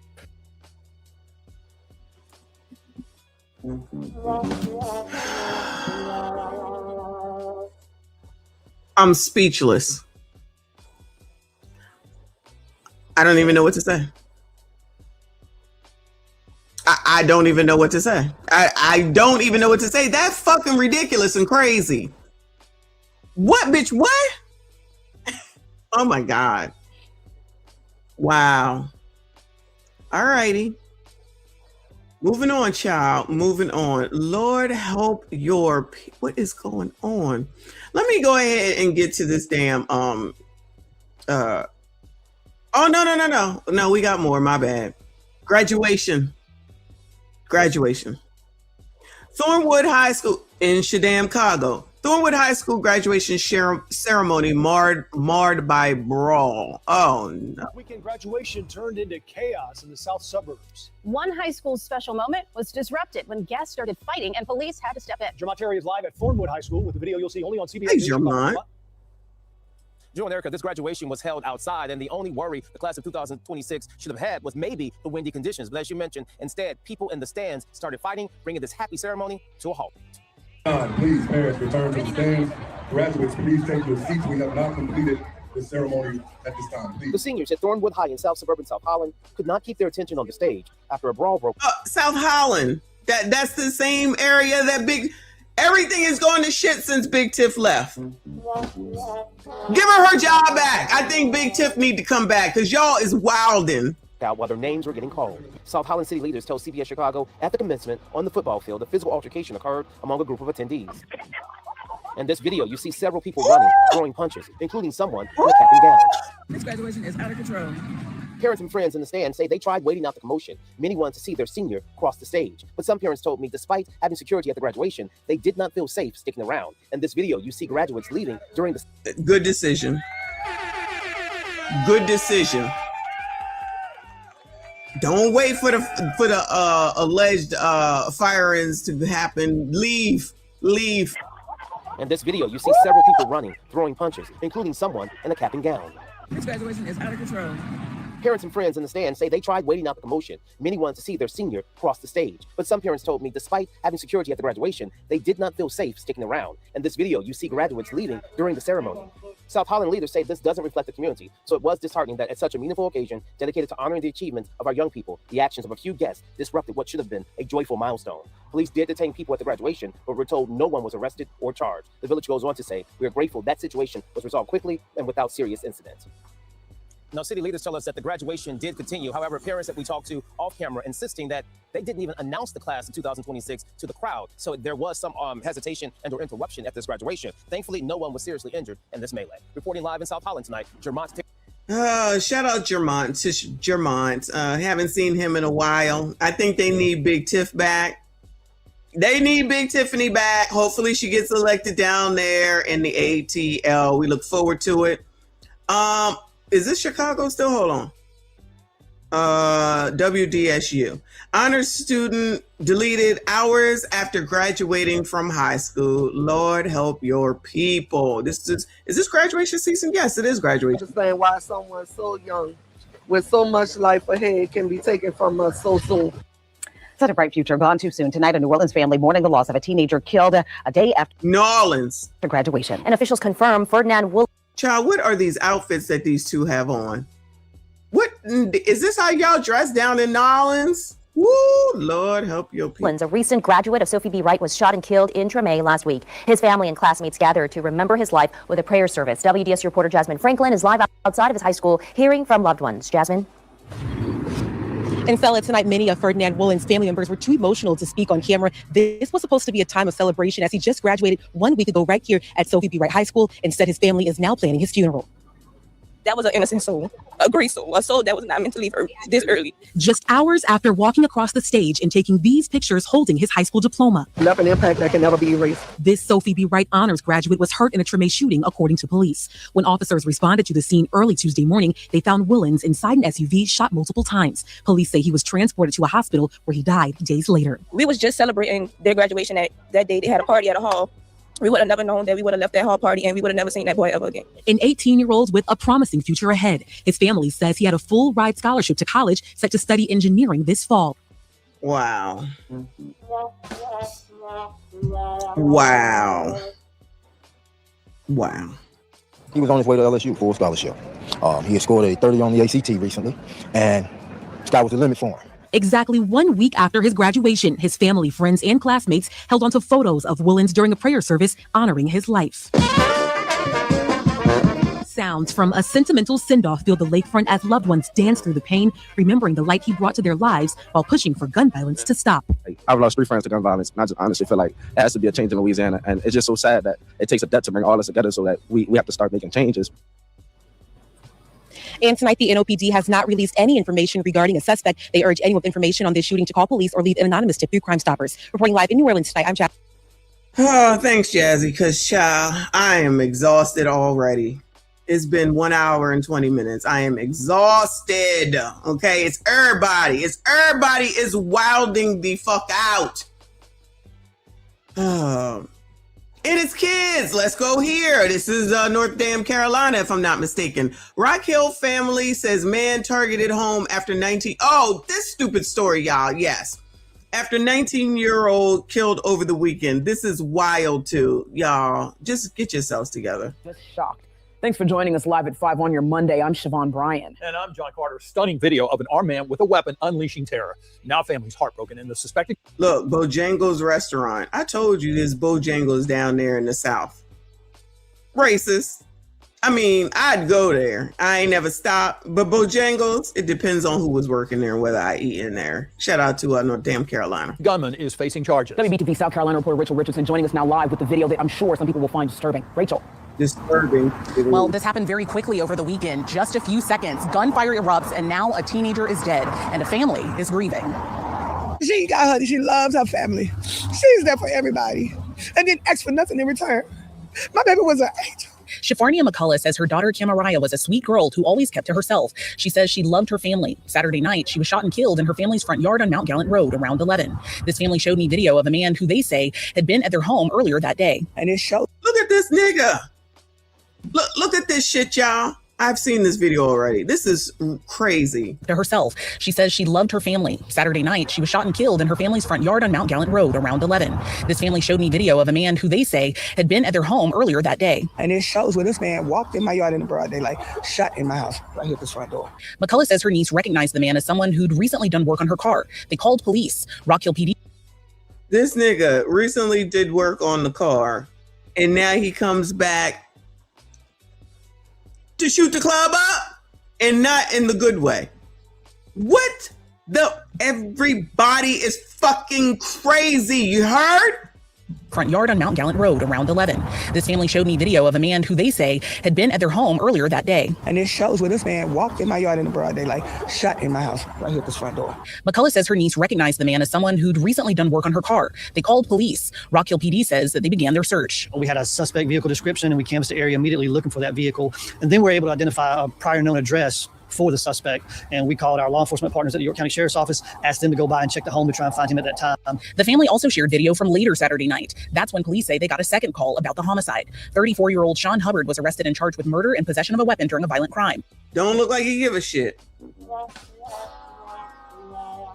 It don't look like he give a shit. This is crazy. The girl is deceased, 19 years old, in her front damn yard. By and check the home to try and find him at that time. The family also shared video from later Saturday night. That's when police say they got a second call about the homicide. Yo, what if you... none of this makes sense regardless, but what if he didn't get paid from the car repair, y'all? What if this is over because they said that he was there to do a car repair initially? What if he didn't get paid for the car repair and he did all this instead?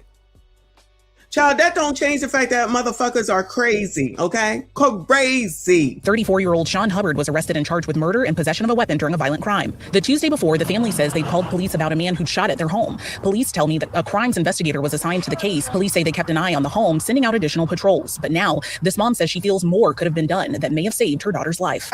My daughter was bright, had a future ahead of her, 19 years old.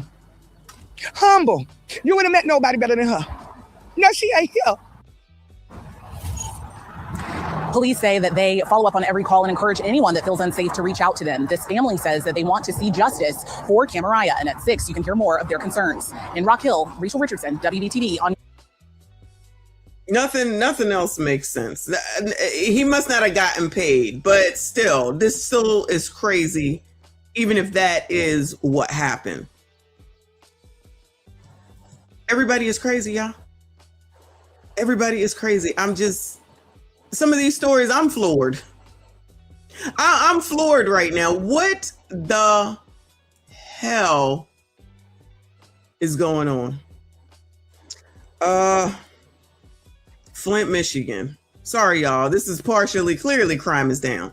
Parents cry for justice in daughter's death. TV5 News. 230 bullets in my home where my kids lay their heads. What the hell is this with in people's homes? You can't even go home, y'all. You can't even go home. I work hard to provide for mine. And you just tore my face. Damn, do you see the holes? You see where all these things are right here? Thank you, Aluwa. I appreciate the jewels. You see these holes? 1, 2, 3, 4. Oh my. I gotta get me a place in the Caribbean. I got to get out of here. Everybody is crazy. This is ridiculous. Tear me apart.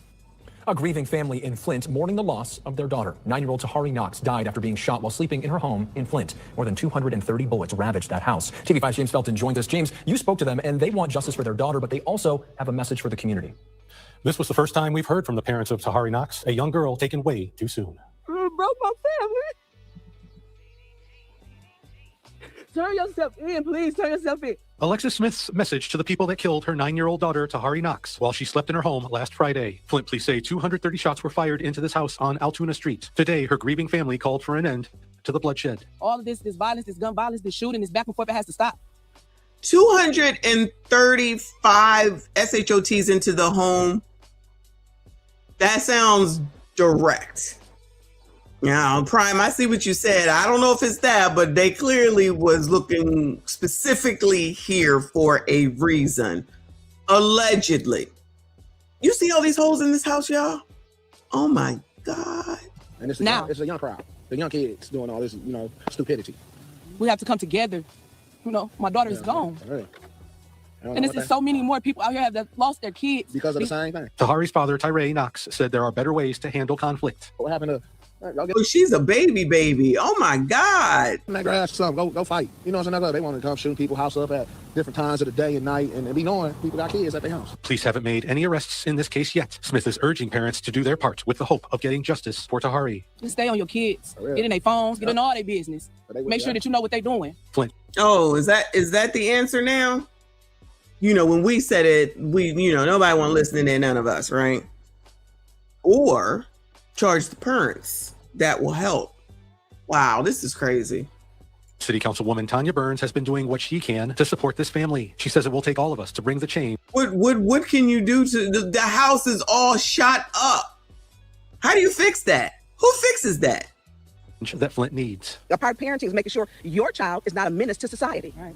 That is a part of parenting, and we all have to do it. It's going to take neighbors, friends, family, aunts, grandmothers, grandfathers. Oh, no. Don't call us into this shit. They got a mama and a daddy there, okay? No. Nah, take care of your kids. Bring the change that Flint needs. A part of parenting is making sure your child is not a menace to society. Right. Agree. That is a part of parenting, and we all have to do it. It's going to take neighbors, friends, family, aunts, grandmothers, grandfathers. We need our clergy involved. It's going to take everyone in this community. Everyone. Funeral services for Tahari will be held at Wednesday at St. Mark Missionary Baptist Church. Look at this window right here on the left-hand side of this lady, if you see the mouse. How do you live in this house after this? How?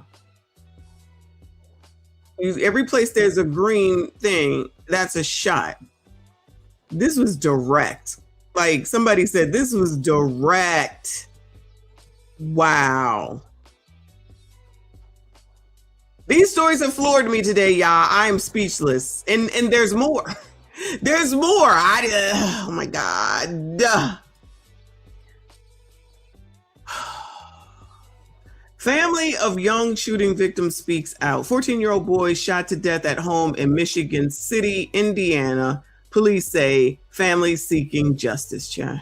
Trauma of losing him was magnified by the fact that his siblings had to witness what happened after he ran into the house for help. Devin's mother says he didn't deserve this, and what he deserves now is justice. He was 14. We were just talking about his birthday on the 24th. Now I gotta talk about burying my son. India Harrington says the last time she spoke with her son, Devin Porter, he asked if he could go play basketball. He was going to the white out here to play ball. Next thing, I'm getting a phone call. My son gone. Devin's sister says the shooting happened in broad daylight. She says she heard multiple gunshots before her 14-year-old brother ran into her room and collapsed as his young siblings took cover. He blows on my hand. We tried to tone him over. He was still trying to gasp for air, but his eyes was gone in the back of his head. By the time they came, he was gone. Michigan City police say this happened on the 300 block of West 11th Street at 4:30 on Friday. Officers found Devin suffering from a gunshot wound and took him to a nearby hospital where police say he succumbed to his injuries.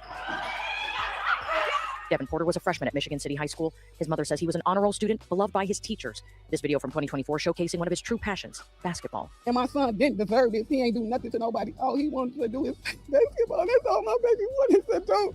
And they took that from him. Devin's family now scared to return to their home, concerned over what they called a recent uptick in shootings. A day before Devin was killed, Michigan City police say another juvenile was shot in the foot about a half mile away from their home. These kids is innocent out here getting hurt, killed, and all they don't deserve this. My son didn't deserve this. He didn't do nothing to nobody. Police say detectives are continuing to interview witnesses and look for surveillance video. If you have any information that could help police, I have no information. I'm just right now, y'all. I am just floored.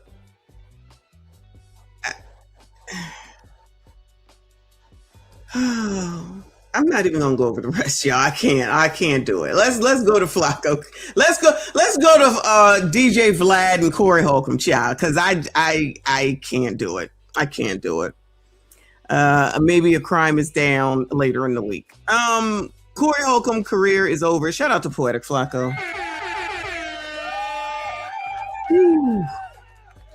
Corey Holcomb's career is over after DJ Vlad exposed him badly on his stream. All right, let's see what's going on. You know, ain't no love lost between me and Corey Holcomb. Fuck that nigga, okay? Y'all make sure you hit the like button for me. Subscribe if you are new. Corey Holcomb just ruined the last shred of credibility he had left and has isolated the last couple of fans he had left. It's completely done for him after this podcast with DJ Vlad. Shout out to DJ Vlad because I really like Vlad. Vlad been pulling up on a lot of these dudes who've been talking trash about him online for years. Outside of just pure jealousy, he's been pulling up and making them kiss the ring.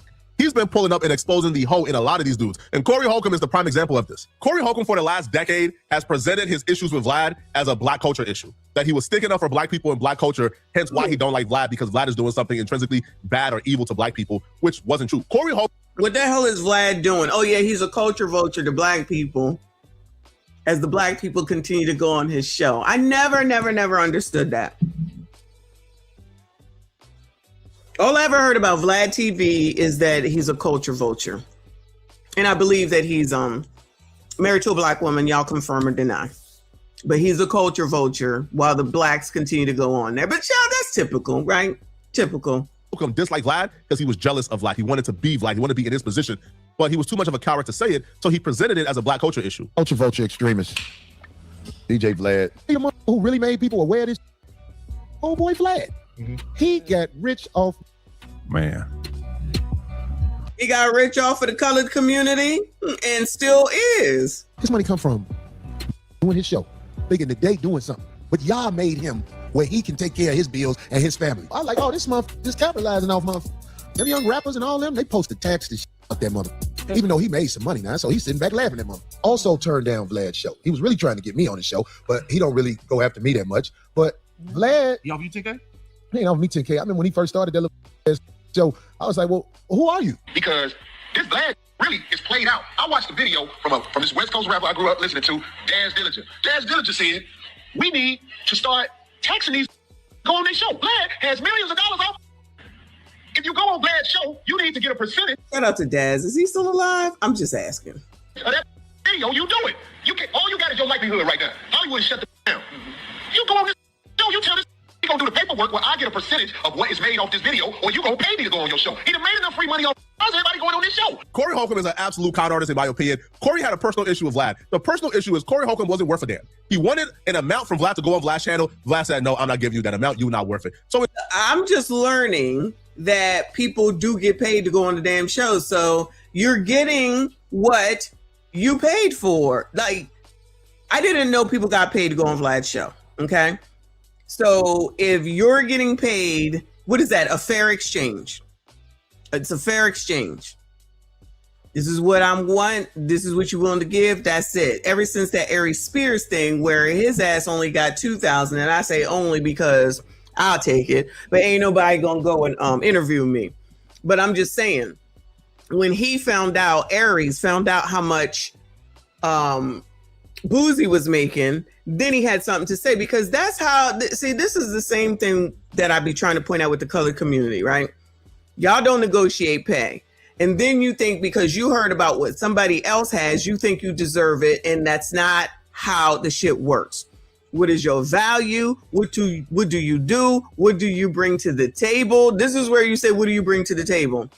Ari Spears, don't nobody want to hear from you, nigga. You better have taken that $2,000 to see if you could get an extra 500. You thought you was worth a lot more than you were.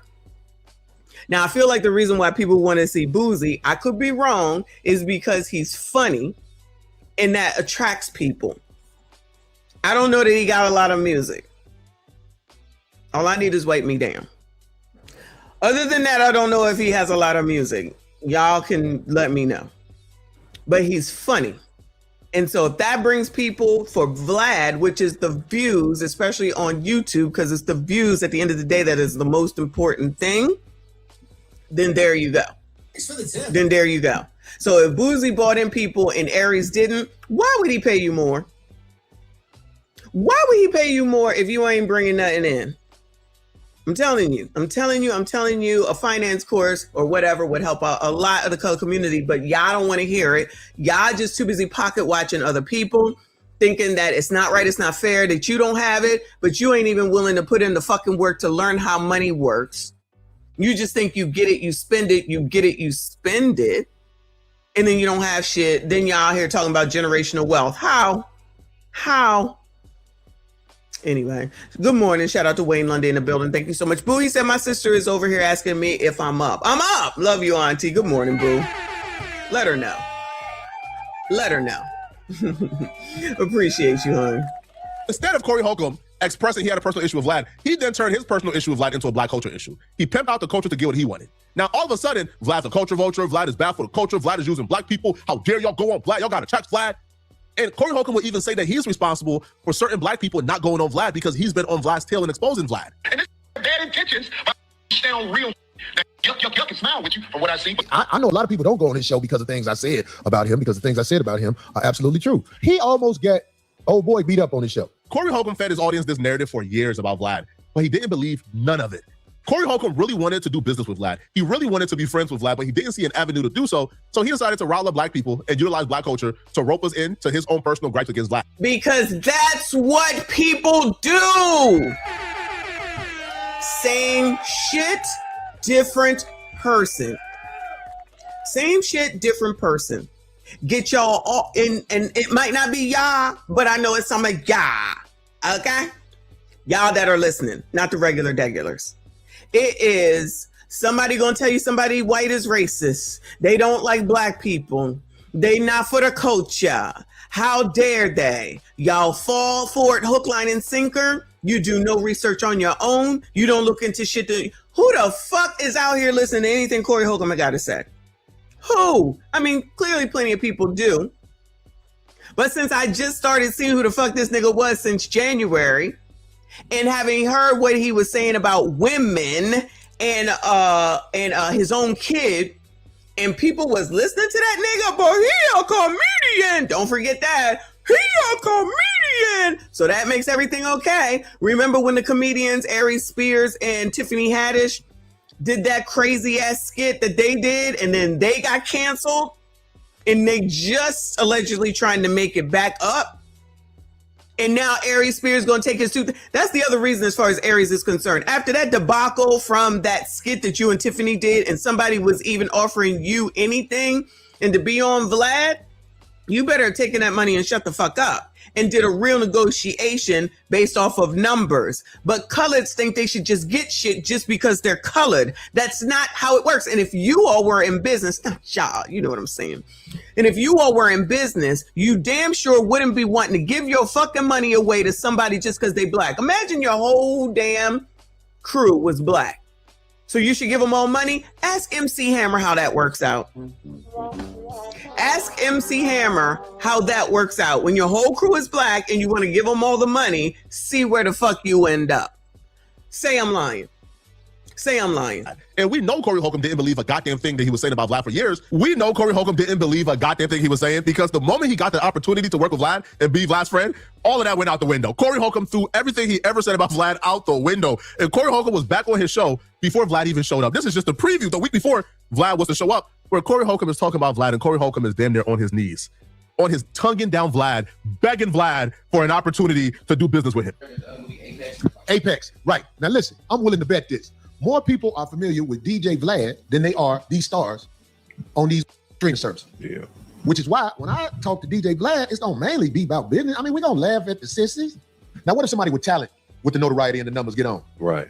That's why I'm saying, man, my brother, I'm trying. Corey looking for clout. That's why, yeah, I'm looking for clout, but I got something to give, homie. What? DJ Vlad, Corey Holcomb, if we collaborated on something, goddammit, it'll be something. I know you not sitting up here about to talk to this white man after you lost respect for Anton, because you never talk about what the white men do. You never talk about what white people do. That's why I lose respect for you, because you don't say nothing about what the white man did to the black people. Then all of a suddenly, you can take that shit and shove it up your ass for some Vlad. No shade against Vlad at all. Vlad ain't do shit to me. And child, if Blacks is getting paid to go on there, I don't understand what the problem is. Y'all willingly able to take whatever the hell it is that he was offering. Lunel be on there all time, from what I seen. Even that coon ass, I said it, I meant it, DL motherfucking Hughley. Can't stand that nigga. I seen him on Vlad a lot. Why he got all this shit to say about Donald Trump. He ain't upset with the culture vulture. Vlad, no issue with that at all. None. He must have been getting paid, just like he gets paid allegedly for all the shit that he's spouting now to get you colors to follow him for the Democratic Party bullshit. Getting y'all riled up and hating, and y'all just following motherfuckers instead of looking in the shit for your damn selves. You listening to this nigga on the screen for some reason. All the shit he been spouting for what, 4 months now? All the shit he been saying. All that shit that he said about Anton. And this is not about me defending Anton, but that nigga sat there and got mad when Anton said, you SMD the black community. That's exactly what he did. And now you see it in front of your fucking face. And what excuse do y'all have now? Not y'all. But he a comedian.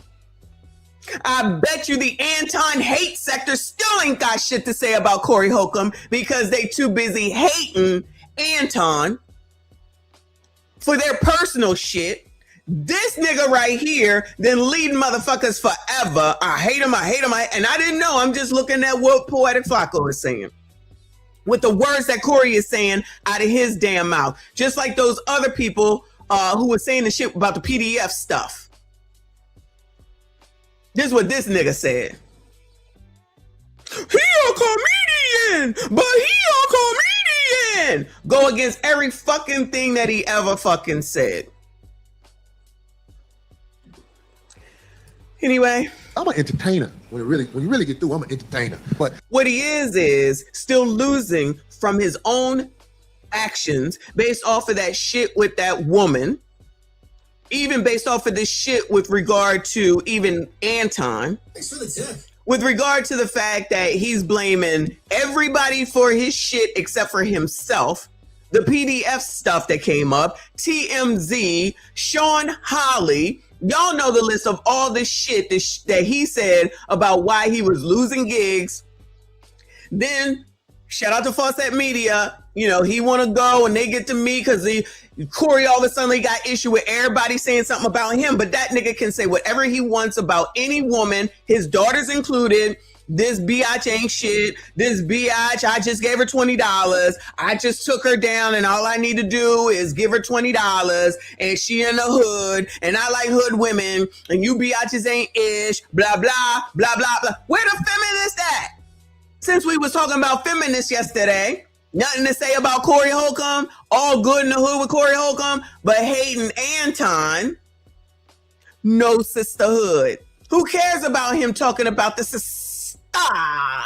Not only a minor, meaning Anton's daughter, but also all the other women and all the minor children that he was talking about, that he had issues with, that he was talking about way back when, that they brought back in his fucking face. But I thought y'all were for women. What happened? Oh yeah, because ain't no fucking sisterhood. It's just some shit whenever you feel like bringing up shit to give some black person, particularly a man, some shit for something that they did to you because y'all ain't shit. Y'all don't give a shit about no black people. You barely give a shit about yourself. Ain't no sisterhood and ain't no feminism from black women. They gonna go for what the fuck they know against any black woman at any time. It is some shit that they fucking want. Shout out to Kofi. I appreciate you. He said, I vote we as AI to recreate MTV Celebrity Deathmatch and have Messi versus D. I take that on. Fuck that nigga. Corey too. Can't stand them. I can't stand DL Moore. Cannot stand him. I don't even understand how people listen to that nigga. I don't get it. Crazy. This nigga. I'm glad DJ Vlad is coming on the show. I'm glad DJ Vlad is coming on the show because this is his last resort because all the rest of that shit is failing. I don't care how many people came to that one show that Fawcett went to. This nigga said it himself. This nigga said it himself that he was losing gigs. It's Sean Hawley's fault. A black woman. It's that girl that he mushes fault. A black woman. It's TMZ's fault. All right, a J and a BIPOC. Okay, 2 BIPOCs, I guess. Nothing is his fault. Nothing is his responsibility. He doesn't have to take accountability for anything Child sounds about black. Okay. So me and him can finally chop it up. I said I'll go on his show. I'm glad he said I'm on my show. I'm glad. So we gonna talk this next week on 5150. Corey Holcomb has officially hit rock bottom. Sounding freaking retarded. My bad. For you to be on your knees in this fashion after your history of what you said about this man, Vlad went from being the devil, Vlad went from being a culture vulture according to Corey Holcomb, Vlad went from being bad for black culture according to Corey Holcomb, to Corey Holcomb being on his knees talking about, oh man, if me and Vlad ever and singing work together and do something, oh that's gonna be major. I'm here to get the money. Vlad got the system and the club, I got the talent. Oh, Vlad, I'm an entertainer. Vlad, oh come on, bro. This is nasty stuff. The worst part about it, Vlad's a cool dude. You don't even gotta get on your knees, bro. Vlad don't roll like Vlad is not a homosexual. You don't gotta get on your knees in this fashion, bro. You could dap him up and be regular. You don't gotta do this. This is disgusting. He went from saying black people should not go on Vlad TV to proposing several business deals to Vlad TV when Vlad TV was on his platform. They're talking about Kevin Hart because one of the guys cracked a George Floyd joke. Yeah. Look how happy he is. You talking about Tony? Yeah, they holding him to that. You know what I'm saying? This is entertainment for the most part. I know that's what it is at my show for the most part, even though we say some real entertainment. Vlad, you interview people. You're not all gossip. No. You interview people, and it's taken off for you. Yeah. I got a question for you. Okay. Child, does he ever say anything? I feel like whenever I hear Vlad, he's like, yeah, yeah. He might ask a question real quick, but it ain't like it's a bunch of conversation. I don't watch the show. I never have, for no other reason than I don't care about those people that go on there. Have you ever acted? No, I did a voice in the Boondocks. Okay. That's probably the closest. Would you ever want to act? Yeah, man, I'd love to. Actually, I was supposed to be in Michael Jai White's movie, Outlaw Johnny Black. Oh, yeah? For whatever reason, the scheduling. You mean the color community was bringing you in as a culture vulture to be in their TV shows and stuff? You mean they brought you on the culture vulture onto a black TV show? Woo! Yes, he was. I do remember that. And so was TLA. Yep, abso-fucking-lutely. This culture vulture. Didn't allow it. Okay. But yeah, man, I'd love to. Well, look, I'm just pitching this. Okay. I wrote a script. Okay. And I want you to see it because I think it's going to... Pitching business deals in front of everybody because of how bad shit went. Why would you go to Vlad about a picture deal? Is that what he does? To be funny and a good movie. Okay. And I think your like the way you talk and everything, you're perfect for this character. I'll take it. Oh, you want to put him in the movie, but what about what white men do to the blacks? What about the way that white men carry on with the daggone community? You're not talking about what white men do to the community.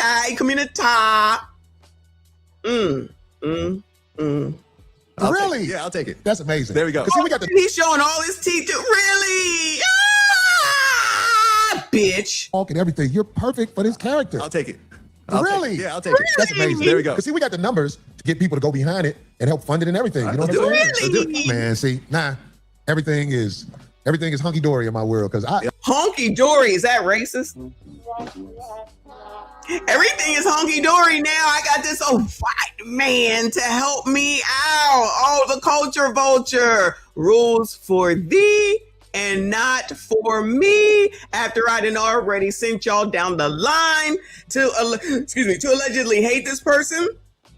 But now I'm going to turn all the way around and back that thing up and cheese in front of his. But really,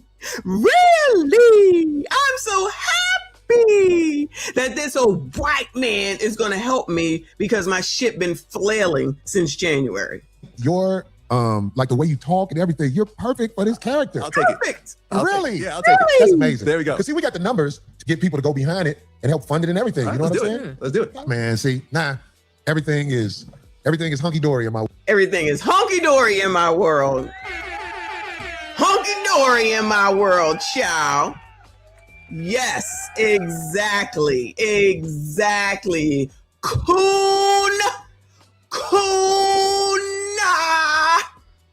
And Corey, hopefully you listening. I said that, I meant that. world because Corey, this is some shameless dog. This is some shameless. Yes. Look at how much Corey Holcomb is smiling right now, man. Yes. Yo, Corey is even using terms like honky dory. Have you ever heard Corey Holcomb use honky dory? Hello, I ain't listening to this. We listening to this together. Cheesing it up, honky dory. That sounds very white, Corey. I thought you had a problem with white men, especially this culture vulture right here. He's a culture vulture. But I guess it's okay for a culture vulture to come through and you cheese in his face and you say honky dory, that it's okay because your career is fledgling. This TV show is sucking. So you got to do what you have to do. Go to the white people to save your ass. We're the color community for your ass. They tired of your shit. But y'all colors be following people. And now you see what it is at the end of the day. The color is always green. The color is always green. What is that? The blacks in field. Oh, the black Seinfeld. In 2 weeks, Corey is going to be saying Vlad is not white. He is Russian. You're right. I believe that. He's still BIPOC. That's why we're going to put him under BIPOC because they wanted to bring up BIPOC. He BIPOCing it up. If they're going to say that he's Russian, but he's white. He not the white oppressor that had to deal with the 60s laugh out loud. Corey's a clown. Been a clown. I agree. No, Vlad is not BIPOC. My bad. No, Vlad is not BIPOC. He white. Russian white. All whitey, white. Because that's what he's been saying all this time. We not going to change it up now, Corey. You not going to change it up now. Child. You cheesing it up. Cheesing it up.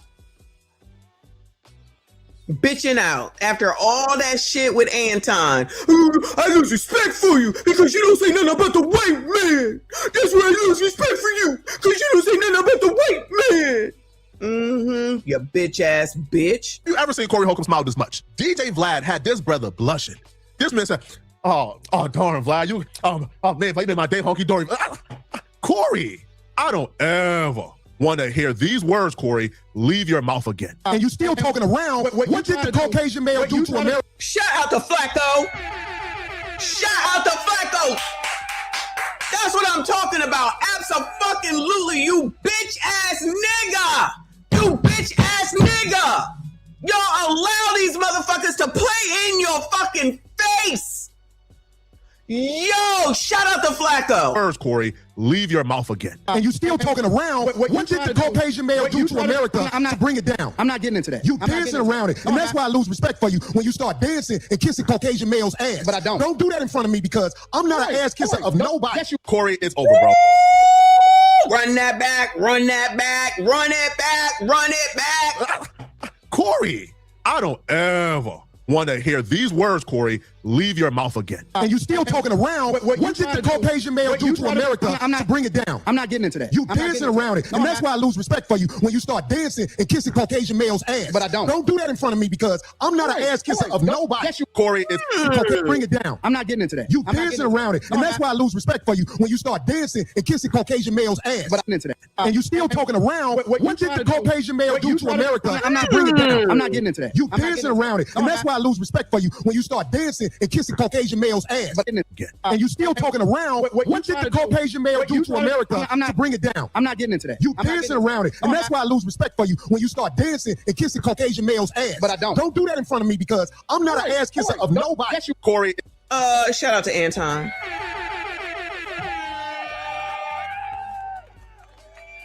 Shout out to Anton. Shout out to Flacco.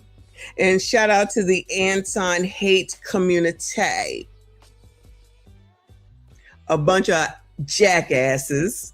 But they never have anything to say about Corey Holcomb. He the best of the best. Remember when Frigidaire threw up his 10 whole fucking dollars? It's me, Corey. It's me, Corey. That's my video, Corey. It's me. I don't care. All I care about is my relatives. Let me drive this home.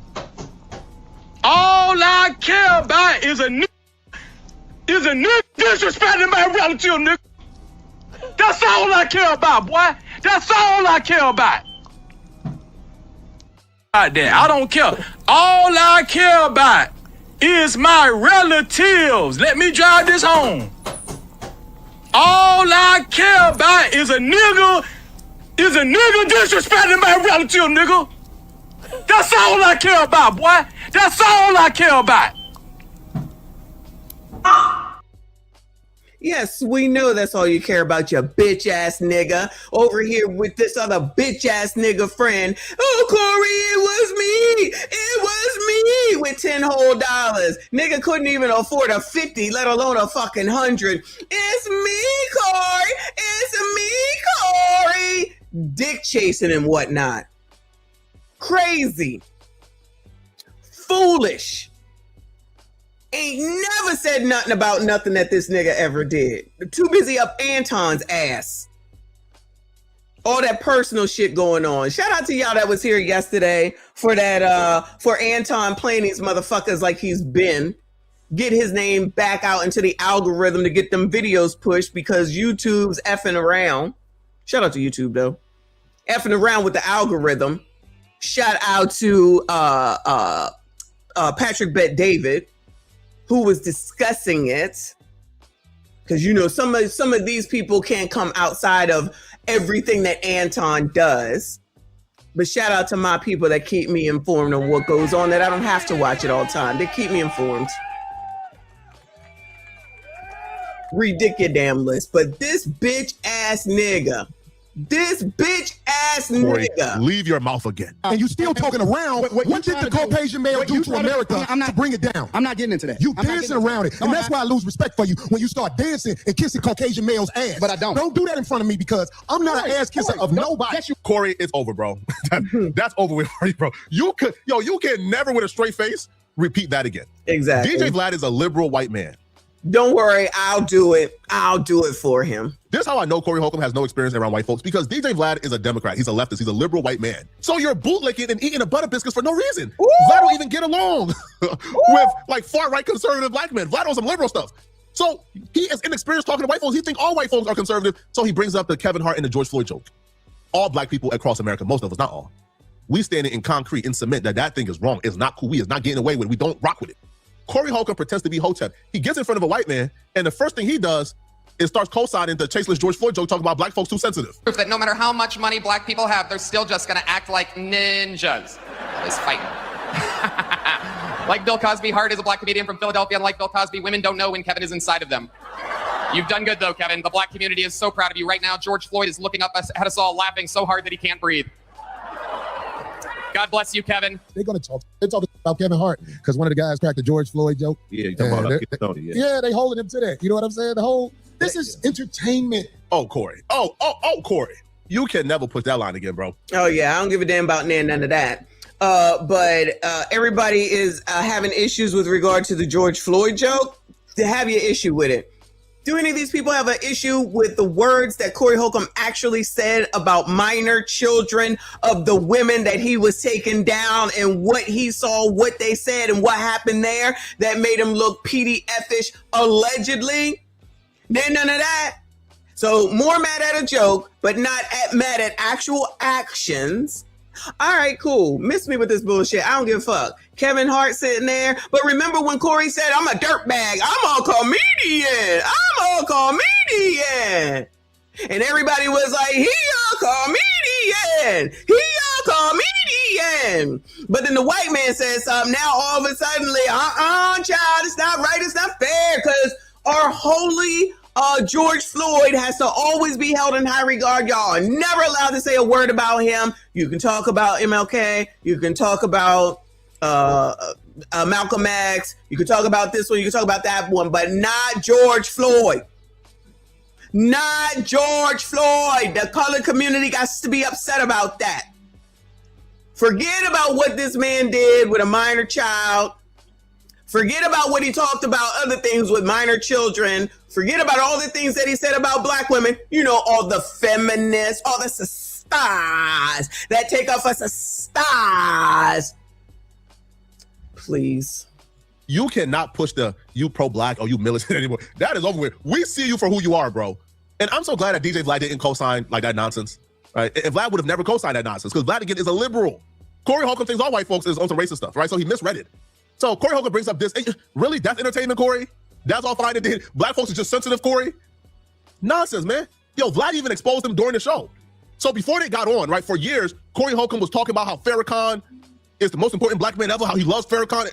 And Farrakhan too. When somebody talks about Louis Farrakhan, it's okay. He don't like Jays. This what he did. He ain't this. He ain't that. That's okay. The line is George fucking Floyd. I'm still needing someone to tell me what did that man do who should not have been taken on up out of here, who should not have been taken on up out of here by the oppressor. Absolutely. Absolutely. So all of the other say your names are less important than George Floyd, I guess because it happened during C-19. That must be what it is. Got you. Vlad misrepresented Farrakhan. Corey Holcomb was popping it big for Farrakhan, right? But before the show with Vlad, you know what Corey Holcomb did? I'm gonna let Vlad TV expose him. So now I find out that he tried to get one of our elites, the minister, Farrakhan, to do a show, and Farrakhan didn't do the show. And he felt some kind of way about that. So he has, and somebody sent me this video where they backing up everything they said. Vlad misquoted the minister. And I feel like he did it intentionally because Vlad gets in his feelings when you get to talking about his people. And I want to say this in case Vlad is watching. Your people are the dirtbag Hollywood running. I'm talking about find out who run Hollywood because he was asking questions about Nick Cannon. Oh, Nick Cannon's my friend, so I'll talk to him before I say something about it. Then you said something about Nick Cannon in another episode. But I'm saying this.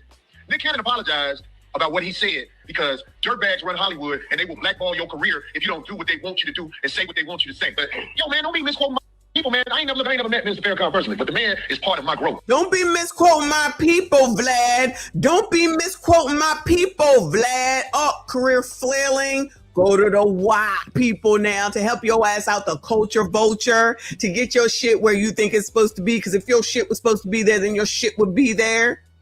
Okay, child. He was one of the first people I ever heard say some real shit. It made me realize I'm not alone in this world. You know what I'm saying? So when I find out this around misquoting the minister, I'm like, oh, hands off. You see what I'm saying? So boy, Corey Holcomb used to be a strong, defiant black man. But now Corey is... So Vlad exposes him before the show. Yo, he did all that talking about the minister. But before the show, he starts doing unnecessary bootlicking. So Vlad wants to talk about the minister because Vlad already apologized and Vlad feels like that's an important aspect of his life. Corey, before the show, tells Vlad, hey, man, listen, man, we don't got to talk about the minister, you know? You feel me? Because you know I understand where you coming from. So before the show, he's telling Vlad, again, this is before Vlad even like tells him that he wants to talk about it. Corey then starts telling Vlad, we don't got to talk about the minister. It ain't important, you know? And I'm like, hold on, you did all that huffing and puffing about the minister for years. Vlad's comment on your show, and you telling Vlad, oh, no, we don't got to talk about a minister, Farrakhan. That's not important. But Vlad would expose him because Vlad brought this up during the show, and Vlad let the world know that Vlad wanted to talk about the minister because Vlad feels like he has to be accountable. Vlad feels like he should apologize for doing what he did, right? Vlad, right, is taking the stance that Corey should have taken, right? Corey should have been the one pushing the issue to talk about the minister if he cares about the minister so much. But shout out to Vlad, man, for doing the right thing and actually bringing it up because, yo, Vlad is not running and hiding from these conversations, right? Like, Vlad wants to have the conversation, but Corey Holcomb was on his knees for Vlad so much, bootlicking so much of Vlad, that he didn't even want to talk about the minister because he understood what his audience would have said. If he would have bootlicked during this conversation, the audience would have been on his tail, which they already are. Look a certain type of way. Back then, it wasn't an AI video. It was a video of him speaking, but it was cut a certain type of way. Yeah. Right? So you didn't quite get the context of what he was saying. Yeah. So I made a statement about him, and then people told me, hey, listen, it's a misquote. You got the context wrong. Okay. And unfortunately, I had people in my ear telling me, don't say anything, don't apologize. And I had to make a choice, and I made the wrong choice at that time. I chose not to say anything. I took the video down, but I chose not to address it and get in front of it. And I was wrong for that because I did misquote him. Yeah. You know, and I really, at that time, I just made the wrong choice. But at the point that I realized that the choice was wrong, I went on Willie D show because I wanted to go on a show of someone that was a big Farrakhan supporter. Yeah. I didn't want to go to like a softball kind of spot. Willie D is Willie D. You know Willie D. Yeah, he wasn't gonna. Yeah, we know Willie D. He's a friend of mine, but I knew that he was gonna go hard in the interview, and I addressed it all. And since then, I mentioned again. You know, I said, because you're like, oh, we don't have to mention it. You come on my show. I'm like, no, let's talk about it. Yeah. Let's talk about it because I've been talking about it. Yeah, man, I made a mistake, and before like a friend of mine, but I knew that he was gonna go hard in the interview, and I addressed it all. And since then, I mentioned again. You know, I said, because you're like, oh, we don't have to mention it. You come on my show. I'm like, no, let's talk about it. Yeah. Let's talk about it. Oh, yeah, he just called your ass out. Shout out to Vlad. Can somebody drop the Instagram, please? Oh, called your bitch ass right out. You bitch ass ninja. He called your ass right the fuck out. I might have to start giving Vlad views. I might have to start giving Vlad views. Probably only when Boozy is on, though. I did view it when TLA was on. I did view it when Kevin Samuels was on, but that's about it. Wow. You bitch ass nigga. He a comedian!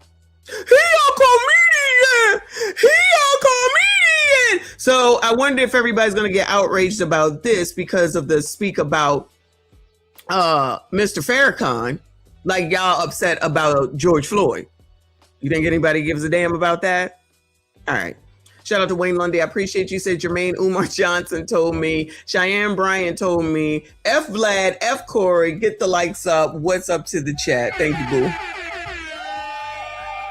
Child, this is ridiculous. Craig look like he constipated. I've been talking about it. Yeah, man, I made a mistake. And before then, I had NOI members that I interviewed on my show. I didn't have any sort of animosity towards them. And I think that unfortunately it just went bad because of the way I handled it. Yeah. You know, and I apologize again for it.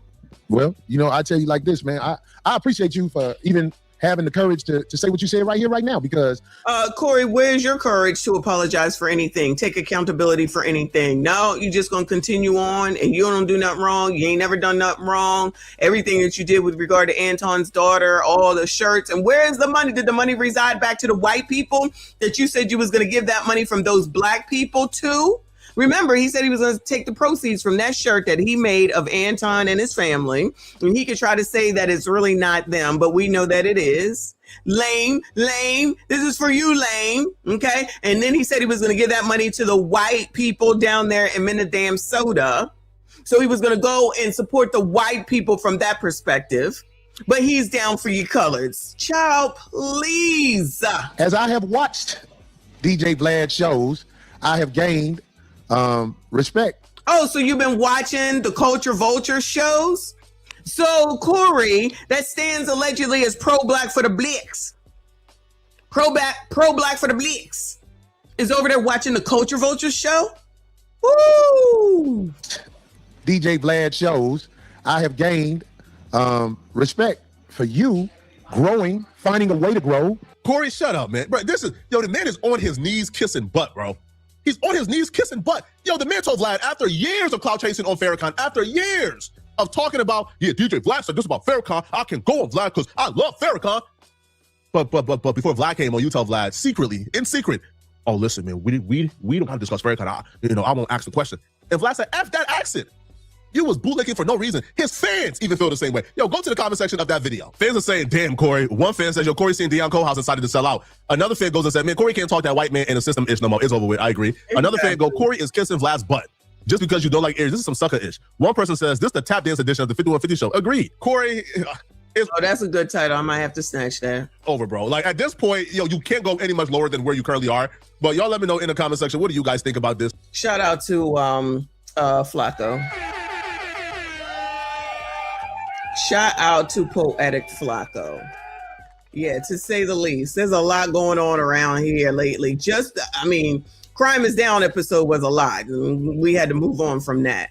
But the people out here on the fucking on YouTube, hold on a second. Where's the video that I need to go over? I have so much crime up. This is ridiculous. Hold on. Because now I'm gonna go over to Abba, because that's another crazy ass situation.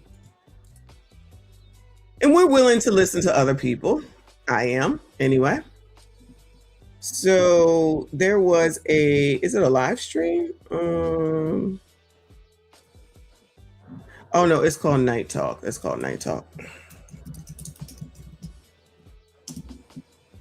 I thought I had a video up. There we go. Dear ABBA fans. Now everybody knows that Stevie Knight has issue with ABBA. And ABBA is looking like he's becoming a new Anton. And maybe that's the other reason that Anton decided to talk about the Anton hate sector persons, to get them all riled up, to get his name back in the algorithm, because the algorithm is probably mostly about ABBA at this point. Pregnancy, Fresh and Fit and Daisy. That's probably what it mostly is. And Anton said, no, ma'am. No, sir. He's like, let me get my shit back on up in there. Which, with this thing that just came out about Vlad, we'll get him back up there as well. Okay?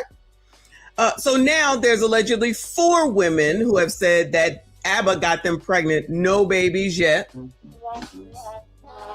ABBA, with this low sperm count, certainly seems to be getting a lot of people pregnant, allegedly. However, all these bitches never produce a baby. So nope. So ABBA must have the best, gift of gab, I will call it. He must have the best gift of gab, so he get everybody to get an AB. He can just get everybody to get an AB. Woo! He might need to release a course, child.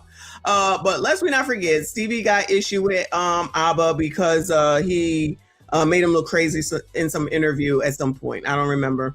Oh, trying to say that Stevie didn't care for black people or something like that. I vaguely remember it. Okay. Anyway, thank you, Blade. So I'm going to go ahead and let this play, see what we can find out. It's about 35 minutes long. Can't guarantee I'm going to do it because there's other things I want to take a look at. Of course, we have to do tonight's conversation, but this is my last Tuesday morning interview this long because I got to go back to work tomorrow. Shout out to all of y'all that are here. I see you. I appreciate you. Please make sure you hit the like button for me. Subscribe if you are new. There's the Instagram for those that haven't had it. I'll go ahead and pin it. Y'all make sure you follow Instagram. Behind the scenes, right? And real talk, I'm apprehensive about even posting this video, bro, because I know the moment I mention ABBA's name, I know where a lot of people are going to go with it. You know, of course, all the trolls, right? But bear with me, man. I'm just going to let these videos speak for me, bro, because there are, I mean, rightfully so, bro. There's a lot of people on ABBA's head. Doing their due diligence, pulling receipts, and I've come across doing their due diligence. Some very interesting videos, man. Okay, let's get into it. Oh, let me preface this by saying, man, I realize how I look to a lot of y'all in regards to this whole ABBA situation. You know what I'm saying? Y'all know my feelings towards bro. I dislike them up. And I'm actually going to show y'all a video that's yeah, so at least he admits it. I don't know why I can't find it, but yeah, I can't find it for some reason in the chat. The Instagram, but it has been dropped. So go ahead and subscribe to Instagram. Shout out to One Fella member for a month. I appreciate you. Boo, he said it seems like ABBA couldn't pull out of a drive. At this point, I don't know. I gotta be honest with y'all. So no, you know how biatches do. So nobody had the baby. Nobody.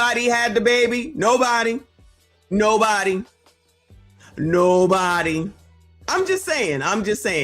And ABBA got a low sperm count, but all these biatches is pregnant.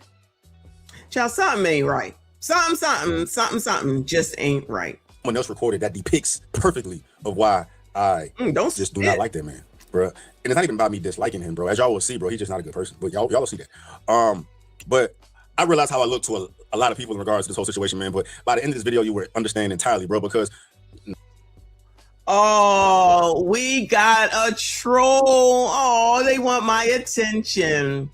Now I'm the problem. So the colored community's problem is me, y'all. I represent the downfall of Black women. Well, in case y'all didn't know, now you know. Iceberg or whatever says that I am the downfall of Black women. Well, there you go, y'all. Okay, in case y'all didn't know, now you know. Whatever. Do your thing, child. Do your thing. And unless we always not forget, there's the ones that can't control themselves. Here you go. They're the ones that got all this ish, but stay and listen. There you go. And then we'll continue to say shit, but they ain't got shit to offer except for bullshit. They probably sitting somewhere in a basement watching, no profile pics, with a bunch of shit to say, like they gonna rile somebody up. Child, please, whatever you say, it's all my fault, child. White supremacist. I'm a white supremacist talking points. Pick me, mammy, child. Go down the list of my names, y'all. Just add one more to the list, child. I am the representative of the downfall of Black women. Can't wait to go on my vacation next month. Anyway, shout out to Big Boy. I appreciate you, honey. Said, I guess this generation aren't scared of STDs. Clearly not. Clearly not, which we have seen for a while. I'm waiting. Believe this. I'm waiting for the videos of the STDs, of which we've seen some, right? Of which we've seen some, but I want those videos. I have to check TikTok to see, and then we can go over that too. Nobody want to talk about the STDs. They just want to talk about these babies, of which we ain't seen no babies. Shout out to Abba. Pull-out game is allegedly weak. Not one baby yet. Shout out to Wayne. Appreciate you, boo. He said, I had low sperm count until I had twins. Damn it. And this is going to be the new line, y'all. This is going to be the new line. I have a low sperm count. Y'all think it's going to work? I think it's going to work. Shout out to Wayne London. Shout out to RBN. Appreciate you so much. Thank you so much for your generosity. He said, I support the queen of downfall of black women. I'm gonna add that to my moniker, the downfaller of black women. Maybe I should do it that way. Salute my destructive princess. Thank you, boo. I appreciate you. I've destroyed all these women. It's all my fault. Oh my God. How dare I do this to the community? The downfaller. I am the downfaller. That's how I'm making that word up. Y'all know I like to make up words. Downfaller of black women. Cool. I take that on. Thank you so much, boo. I see you. I appreciate you. Come on, Stevie. No, my input on this whole thing has nothing to do with the girl. The rich shit, as far as the attention I'm giving the situation, has nothing to do with her, how people perceive her, if she ain't shit, if, she's insane, she's psychotic. I understand all of that, bro. But as far as I'm concerned and why I'm shedding light on this, bro, it all has nothing to do with her. It's solely to do with who Abba portrays himself to be online and who he is behind the scenes. And he's not a good person, bro. He's not. And by the end of that, not a good person, bro. And speaking of the relationship, bro, I think we're at about 4 women that have gone public as far as 4 women, their negative experiences with Abba. It may be more, bro. It may be more, dog. You got Libby, of course, the one that came out, the white girl that was implicated and said that he had gotten her pregnant. And then there's another girl that came out publicly and she has all the fucking receipts. She has all the receipts, bro. That means Abba got 3 women pregnant within the same year. Right. Maybe more, bro. But I'm gonna put like a little clip right here. Yeah, around 119. Today. Okay, so we looked at this shit yesterday or the day before yesterday, and it's a bunch of incoherent. You have sound, you don't have sound. Somebody's spending time with Abba. The pictures of him in the place. This pregnancy where she was alleged. So one person had an AB, one person had a miscarriage. What else is there, Cha? What else is there? That video basically did and told nothing. Is this all right? Let me let this play and see if it sounds. Next videos are her having a conversation with 2 other women Abba had unprotected sex with during the same time, getting both of them pregnant as well. So now the problem is now let's figure out what the problem is, y'all. Now it's unprotected sex. Is it unprotected sex or is it getting people pregnant? Which one is it? Because before it was, you got me pregnant, you treated me bad, oh my God, you want me to get an abortion. Did he handle it properly? Probably not. They all sound crazy with this, okay? All of them. The fact that we're even having to hear all of this. No, nobody seems to see a problem with that. I just can't keep nothing to themselves, right? You want us to hear about all your debauchery, woof woof, lest we not forget about that, which RBN and Trend don't have a problem with it. The LBFM and what a LBFM does. And again, I'm not a prude. People have sex how they have sex, whatever. I'm still wanting to look for one of those collars that's pink, that has a bell on it. Oh, I might get one and wear it on the show. I gotta find one. I might get one and wear it on the show. Okay. Anyway, but now it's how many people he had sex with. Is that a bad look, gentlemen? That a man is able to take down all these women? I'm still trying to understand where the kids are. Where are the babies? So even though some people are allegedly saying that Abba is a SIMP and he's not got a lot of experience with women, he has the gift of gab enough to get all these people to get ABs or have miscarriages. Men having sex with a lot of easy women is a problem now. Is that what we're saying? Child, I don't get it. I don't get it. No babies, not one. A man has sex with a bunch of women. News at 11. A man has sex with a bunch of women. News at 11.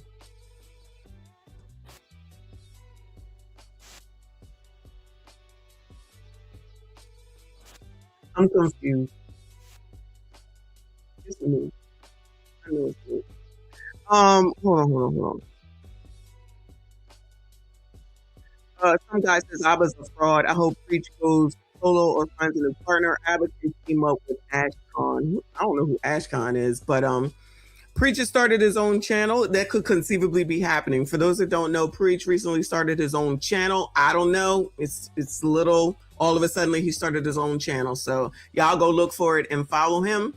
But I don't care about none of that. I really don't care about none of this. The only thing, Stevie's going to come from his view because he don't like Abba, like he just said. I don't give a damn one way or the other, but this is another, in my opinion, another biatch that don't take breakups well. So she's going to go out here, meaning Libby and maybe the rest of them. And now, like Trent says, Vagina Voltron come together and we're going to support each other. And woe is me, woe is me. Woe is me, woe is me. When y'all are making these decisions to deal with these people, y'all made the decisions because it's a woman's choice. It's a woman's choice on whether she has babies or not. So we know about two, one AB, one miscarriage. How convenient. Where are the other two babies? Because child, until some babies get produced around here, this is just a bunch of bitter biatches as far as I'm concerned. That does not absolve Abba and his craziness. But expect a lot of men to start saying, child, I got a low sperm count. Child, I got a low sperm count. That doesn't absolve you from doing what you need to do in order to be protected, not only from pregnancy, but from disease. Again, we've been through all of the damn birth control methods. And there's 1,000,001 that he didn't even have to know that you was doing, a la taking a birth control pill. But it makes more sense just to go ahead and do the shit because biatches be lying enough of the time. They ain't as strong and they care about a man more than whatever the hell it is that they say. And then they willing to do whatever when it's somebody that they like. And that's what we seeing and finding. But I guess we're supposed to be like, oh my God, he's seeing all these women at once. Oh my God, a non-married man is seeing all these women at once. Where they do that at? That's when I was like, I need to come out because this is not the Abba that he portrays to be. And right. Stephanie experienced the same thing. And I don't think you were with him long enough to experience like the darker side of Abba. And that's what I'm thinking too. Because I've been thinking a lot that it could have happened to me.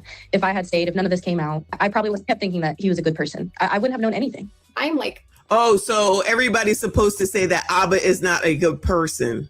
Child, he's not in my life. I don't care if he's a good person or not. Why would I care about that? So they're just really out here trying to besmirch his name. So do you think, as I have said previously, okay, when you get out here and you start talking about your mans and what he do and how he puts it down and the things that he's into, do you think that discourages women or it makes women be more attractive to him? Shout out to Luigi Mangione and at some point, Sean Gaithright. Because, child, if you look good enough, bitches will overlook all that. Say I'm lying. If you look good enough and you got money, of which he does, bitches will overlook all that. So what you're actually doing is bringing more attention to him to probably get more biatches who can play their role in the background and be the F quiet and maybe be the person that he needs or wants or can at least spend some more time with. I just don't think this is going to have a negative impact on Abba's sex life. I could be wrong. Shout out to my girl, Night J. She says, run into the internet to show they are dumb. Dummism. Which others can overlook it, which is fine. I see what I see. And what I see is, like I say, who is in charge of whether someone has sex or not outside of Grape and Essay? That would be the woman. So y'all willingly agreed to do it. So then the shit don't work out because y'all don't have relationships long enough, all in. Y'all don't get to know each other. Y'all don't try to understand one another, because if it's just about sex, then just have sex, but hopefully you would protect yourself. It looks like you fell for the low sperm count argument. I guess that's Abba's fault too. Listen, I heard Sandra's video. I see where she's coming from. All good in the hood. Understood. Understood. I hear you. What I'm coming from is, this is another situation of bringing shit to the internet that we had no business knowing. And there was a purpose for that. So that girl, starting with Libby at this point, wanted to embarrass that man or air him out, or I guess maybe try to bring up an Instagram, or I'm sorry, what is it? A YouTube page, maybe. I don't know. That's what I'm looking at. That's what I'm seeing. Another biatch coming out here talking some shit that we didn't need to know, to say, oh, he forced me to do something. It didn't sound like there was too much force. It didn't sound like it was too much force. So are we absolving her for her decisions? Abba, I already said, you crazy to be going raw that quick. You crazy to be sitting up here trying to have a relationship with somebody that quick. You, both of y'all toxic. We've said that. For after less than a month, he was blocking her. She goes back. He blocks you. If he's so horrible, why do you keep going back, chick? And that is a bigger issue for biatches that think it's always somebody else's fault. No, you choose to go back, much like the Liberty City incident, where that woman who was being knocked between the washer and dryer chose to continue to go back because it was a over and over and over thing, because you like that nigga. At the end of the day, that's what it always comes down to, and you choose to be in that situation, but everybody else is supposed to be alarmed. Child. She got her brothers to go and do something to the person that was doing what she allowed to be done to her, and now her brothers ain't here, and he in jail, and she out there doing whatever it is that she gonna do. But we supposed to give a damn? No. Those are your decisions. Those are your consequences. Good luck to ya. Good luck to ya. Shout out to Wayne with another 5. He said, all I want to do is a zoom with a boom, boom. Classic. Wrap it up. Don't be Libby, ladies. No. She ain't the only one. She ain't the first one. She won't be the last one. The only new thing here, because what Libby is doing is the same thing that Meg did. It's the same difference. You want to bring this out here so that everybody is supposed to then turn around and hate that man. We're not that invested to turn around and hate him. For what? He ain't do nothing to me. Let me speak for myself. He ain't do nothing to me. He ain't do nothing to me. This just sounds like another woman who decided that she was going to put herself in danger at the whim of a man, when all these women are so strong and independent and all this other shit, and they got it going on and they know what they doing, but still ended up pregnant another one, allegedly, and then decided to get an AB, and now she want to prove that he's not a good guy. Okay, I got to see what his subscriber count is. Thank you so much. I appreciate you. Come on, child. Now we got to play conversations. Like, this is so stupid. Going crazy finding out that there was like so many other women. I was wondering like about like, because when I met Abba, I was talking about him like already about like we're just gonna use condoms, right? And he said he doesn't like them and like they don't work on him. News at 11. Men don't like condoms. But that he can't have kids. And also in the same like breath, he sent me like an STD result. Something about his health. Like I didn't even want to ask like what his health issue was, but he made it seem like it was something really bad. So like the fact that he can have kids at the same time like even seemed sad to me, you know? Yeah. So I was wondering how his excuse went with her. I did ask if he had condoms or if he could use them, and he said, I'm trying to remember because this wasn't over text. He said he didn't say that they don't work on him, but he prefers without condoms. Yeah, and so he just finished in you. Oh, Libby, get to it, girl. Gentlemen, if you would like, would you prefer sex with or without condoms? Just a quick poll. I can do an actual poll if you would like. with or do we prefer? I'm not saying you don't. I just prefer with or without condoms. I feel like if Abba or any man said, I don't like to use condoms, I have the autonomy to say, you know what, it's been real, but that's not what we do around here. That they don't work on him, but he prefers without condoms. Yeah, and so he just finished in you and then wanted you to take the pill. Right. Knowing that he can get people pregnant. Mm-hmm. Okay. I don't want to. You're not. They just give you a pill and it's over. No, but that's what I'm saying. The pill, they just give it to you from a doctor and then you're good. Okay. This is just for everyone watching out. Abortion shouldn't be something you guys take away. Okay. Abortion should not be some form of birth control that you guys heavily rely on. All right. A lot of you guys are just busting inside of people, no birth control. They're not on birth control, don't care. And then when shit hit the fan, you're just looking at the ladies like, yo, take a pill. Go to the clinic. Like, that's an incredibly physically traumatic thing for a lot of women to experience. It fucks up their hormone balance for an extended period of time, it has physical ramifications, and it messes with their psyche. If you've never had your hormones completely out of whack. Okay, so this is what he said when, I think, during the Fresh and Fit Daisy situation. So they want to call him a hypocrite. That's why I'm saying he's trying to be the new Anton. Not trying to be. He's becoming the new Anton. What you said is not what you preach. You mean to tell me, y'all, have I ever said this? Y'all let me know. Have I ever said that everybody up on this internet is lying? Have I ever said that? Have I ever said that? So is there going to be all this more outrage for Corey Holcomb?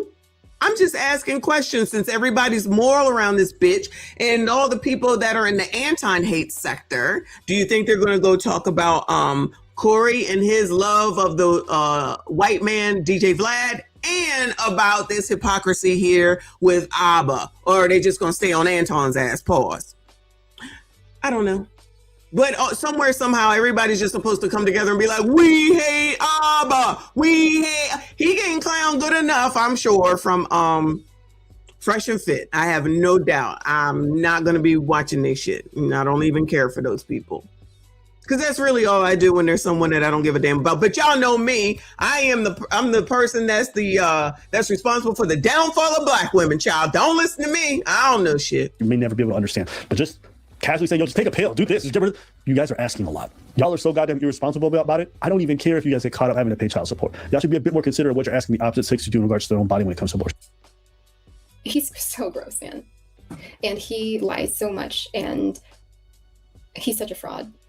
Okay, so I think I saw on one of the call logs that you guys had a FaceTime on March 17th. So this is when I was in Canada. So I was like wondering if you had any excuses for being like absent or what, right here. what you guys kind of talked about. Yeah, March 17th right here. I see it. Do you see it? He had a call log right here, FaceTiming you or calling you right here. Yeah, he FaceTimed you on March 17th. Do you both of us? I guess that's when Steph went over there. Oh wow. I'm gonna have to look at that. Hold on. Steph, how do you feel about this? Are you kind of like heartbroken, a little heartbroken and like deceived and hurt too?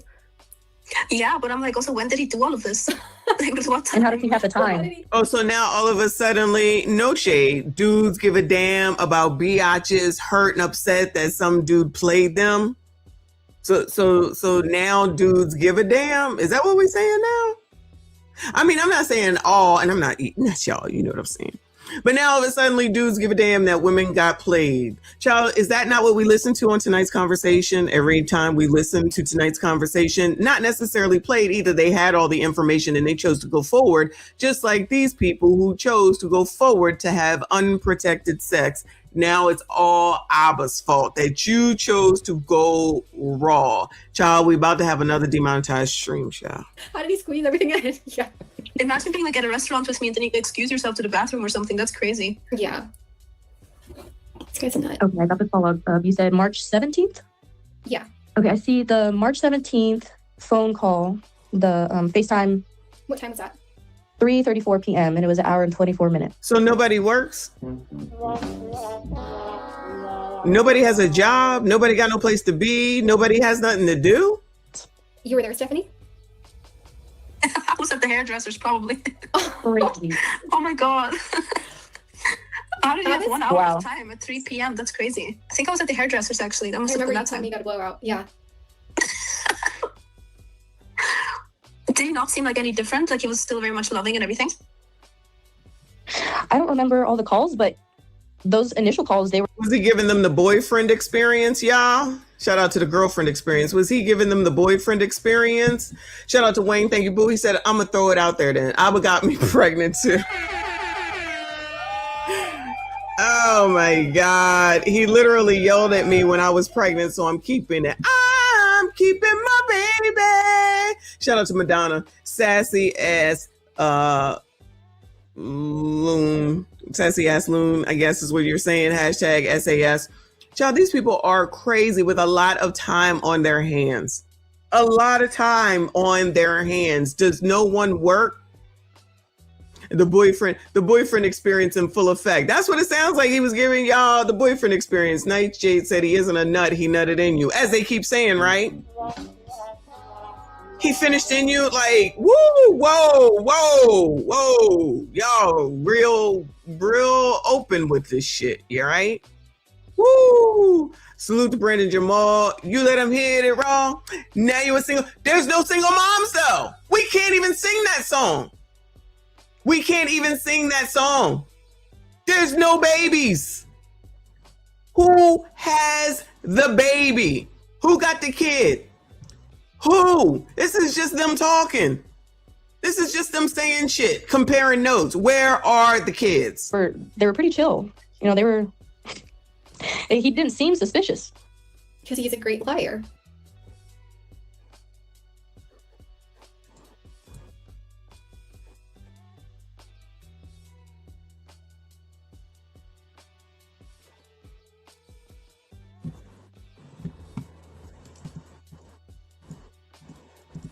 My algorithm, man. I was about to say, I know y'all didn't think, meaning not y'all, thought we was about to read all that. She dropped a very informative video on the whole relationship situation, the whole ABBA scandal. It's called ABBA Doesn't Want You to See This. Cool video, man. But she actually has another video, bro, that blew my fucking mind when I saw it, dog, because she's able to depict perfectly why I give ABBA the energy I give him, bro, because you'll see. And it gets much worse than this, man. Let me find this fucking video. Where is it? Yeah. Hold on. Did she take it down? What the fuck? Oh, here we go. Sandra Faye, shout out Sandra Faye. I'm gonna leave a link to her channel in the description box, man. But she got this video called "Virtue Signalers Are the Biggest Hypocrites." And if you look at the thumb, you got your boy right in the middle with Bill Burr. I don't know too much shit about Bill Burr, but I'm just gonna let this shit play. Who's Bill Burr? And see, with ABBA, his audience, they're going to continue to suck him off. It doesn't matter what people show them. It doesn't matter because they have this parasocial relationship with them. That's the reason why parasocial relationships are so dangerous, because people will throw logic completely out the window. People will refute things that they are seeing with their own eyes, and they will just dismiss it, explain it away. They can't have their idea of this person shattered because I guess they have their identity tied to it. Even just the slightest glimmer of this person isn't who they say they are, they just shut down. This is not true. Well, what about this? What about that? Bruh, you see the evidence right there. Case in point, ABBA and Preach. They did a video about Andrew Tate, and they were talking about people ignoring the issues of men. It's going to continue to be a problem. No matter if you silence Andrew Tate, somebody else is going to pop up. They did a video talking about that. I remember it. It was a decent video. H3 sees this video title and then goes on this whole rampage about how ABBA and Preach is so bad. Talks all this shit. Didn't even watch the video. ABBA and Preach get wind of this and they read him for filth, as they should, because it's like you're judging the video based off of the title. You didn't even watch it. Fast forward to recently. And here we find ABBA doing the exact same thing to Stevie Knight. Here's a list of these titles of the videos. Just type in the search bar of his channel. Black. Oh, yep. That's what it was. That is true. That was what he did. And then this is how him and Stevie got into it. All right. Bill is an old school comedian. Okay. Is he still alive? And this is how they started with their stuff. What pops up? Look at this title. Look at that title. Bitch, you didn't even watch him. So much so to the point where you point out a video where he's actually defending Black women. And what's crazy is that you can show. Yeah, Sandra did. That's where I found her, is when she was talking about that time where he didn't watch the videos. These two clips right next to each other. The clip of ABBA and Preach condemning H3 for judging a video off the title, and then ABBA telling you to judge Stevie's videos off of titles. Press search button. Don't, not my feelings. Facts. Search the. Say that again. Yes. All right. Thank you so much. All right. Word Black. See how many videos this guy makes shitting on Black people and Black culture. Now, I did take the time to click on a lot of these videos just to make sure. Let's look at some of these titles. I hate Black people, and he agrees with them for a lot of videos. Black people are sick of Black people. Dear Black people, you suck. Black men don't date Black women. Black people don't want to hear this. Only weak Black men date white women. So terrible, bro. First of all, you generalizing all Black women is fucking bald-headed. You know what I'm saying? All Black women ain't bald-headed, bro. My mom ain't got no fucking short hair. My extended family, my auntie ain't got fucking short hair. But my family, they all got long, luxurious hair.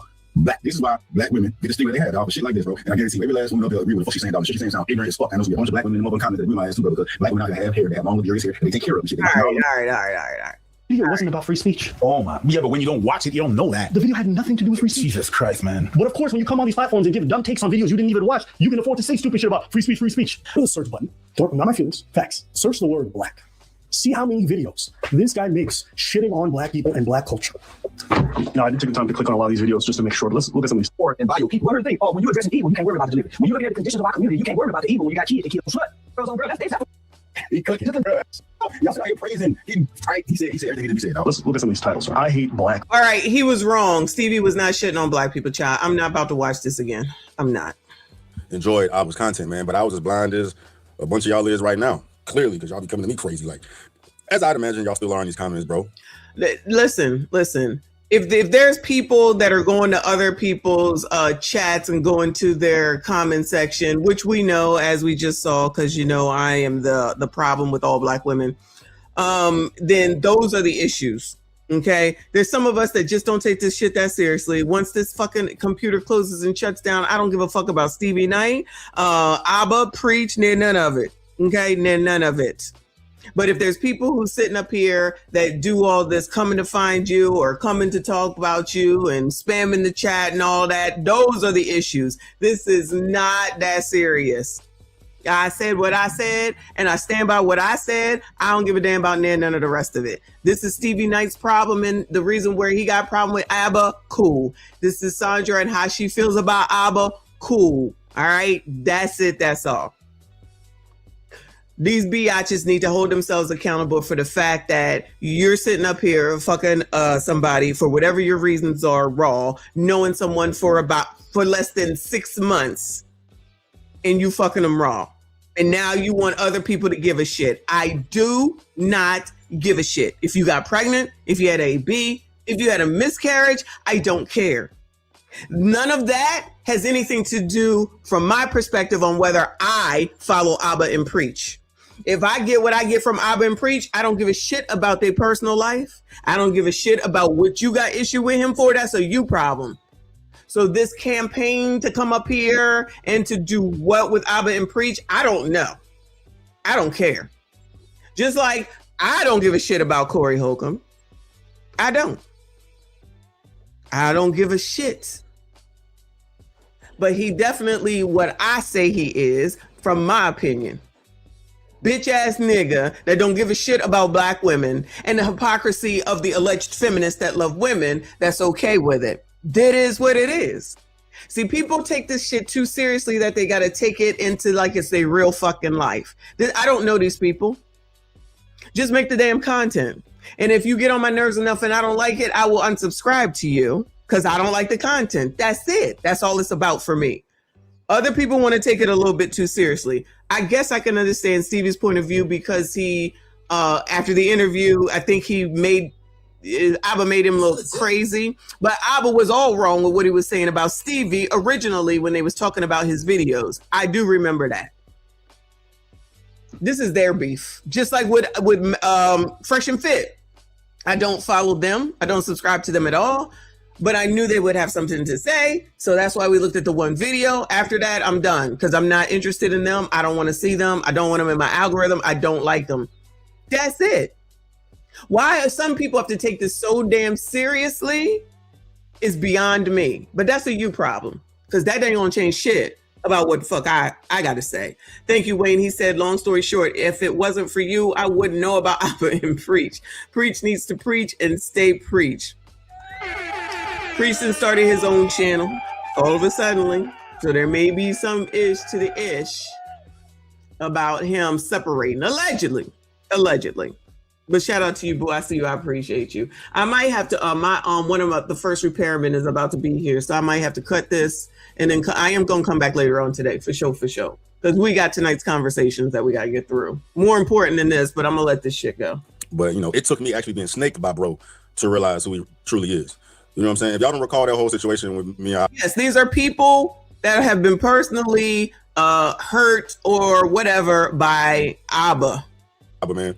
it's fire. She did an outstanding job, man. She was able to explain that better than I did when I tried to defend myself on one of these videos, which, you know, Abba's fans refuse to even listen to, acknowledge, man. And that's what comes with Abba too, bro, because his platform is so enormous and he does such a good job of grooming his echo chamber to, you know. Now Abba is grooming his fans.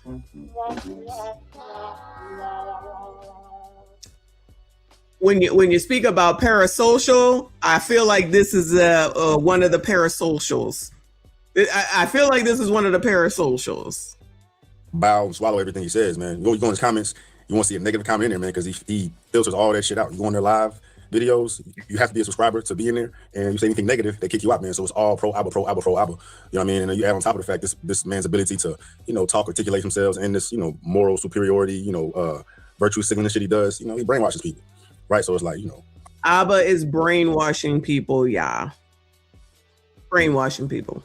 Abba would never do this, bro. Abba clearly does it, bro. And like I said, it took me being snaked by, bro, man, because, you know, rewind time back when I was going through all that, when we went through all that shit, man. And prior to our online beef, like, I reached out to bro on some goodness type shit, man, because it was during that whole Charlie Kirk situation. You know, I peeped the video on bro, and he was covering Charlie Kirk, and I disagreed with a lot of what he said, right? But being that I was a supporter of Abba during that time, and I talked to Abba, you know, every now and again online or whatever, we was cool. I reached out to him. I said, hey, bro, this could be a good moment. You know, we have two different perspectives on the whole Charlie Kirk situation. You know what I'm saying? Let's, you know, have an online debate or whatever. The debate happened. People feel how they feel about the debate, man. But, you know, the debate ended cordially, and then bro snaked me, right? You know, talking hella big shit, bro, because my original video, I never talked shit about Abba. I just said I disagreed with him and I was disappointed, bro. But there was never any name calling, any of that shit, bro. But he took that opportunity, you know, to snake me, right? And it fell into what it fell into. Right. Regardless of how people feel about me, feel about Abba, as far as the things we say, I know the type of person I am.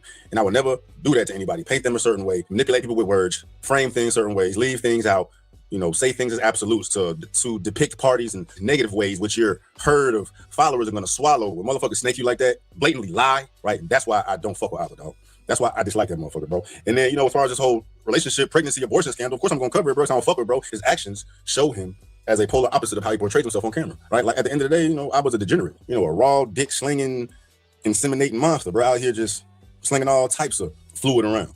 You know what I mean? But, you know, this is the one that portrays himself as the responsible one, the accountable one, dog. Really believe kind of things that you do to others, the kind of unethical behavior that you know in your heart of hearts, that you question but you silence, that shit just come to find you at some point. But I hope you think about how you made other people feel when you were defending folks who did that to others. That's all I hope. Sometimes y'all in places where nobody's watching. It's easy to f people over when you know you're gonna get away with it. But I hope you know that kind of energy you put out there, that kind of shit that you fostered, it will find its way back to you in some type of way.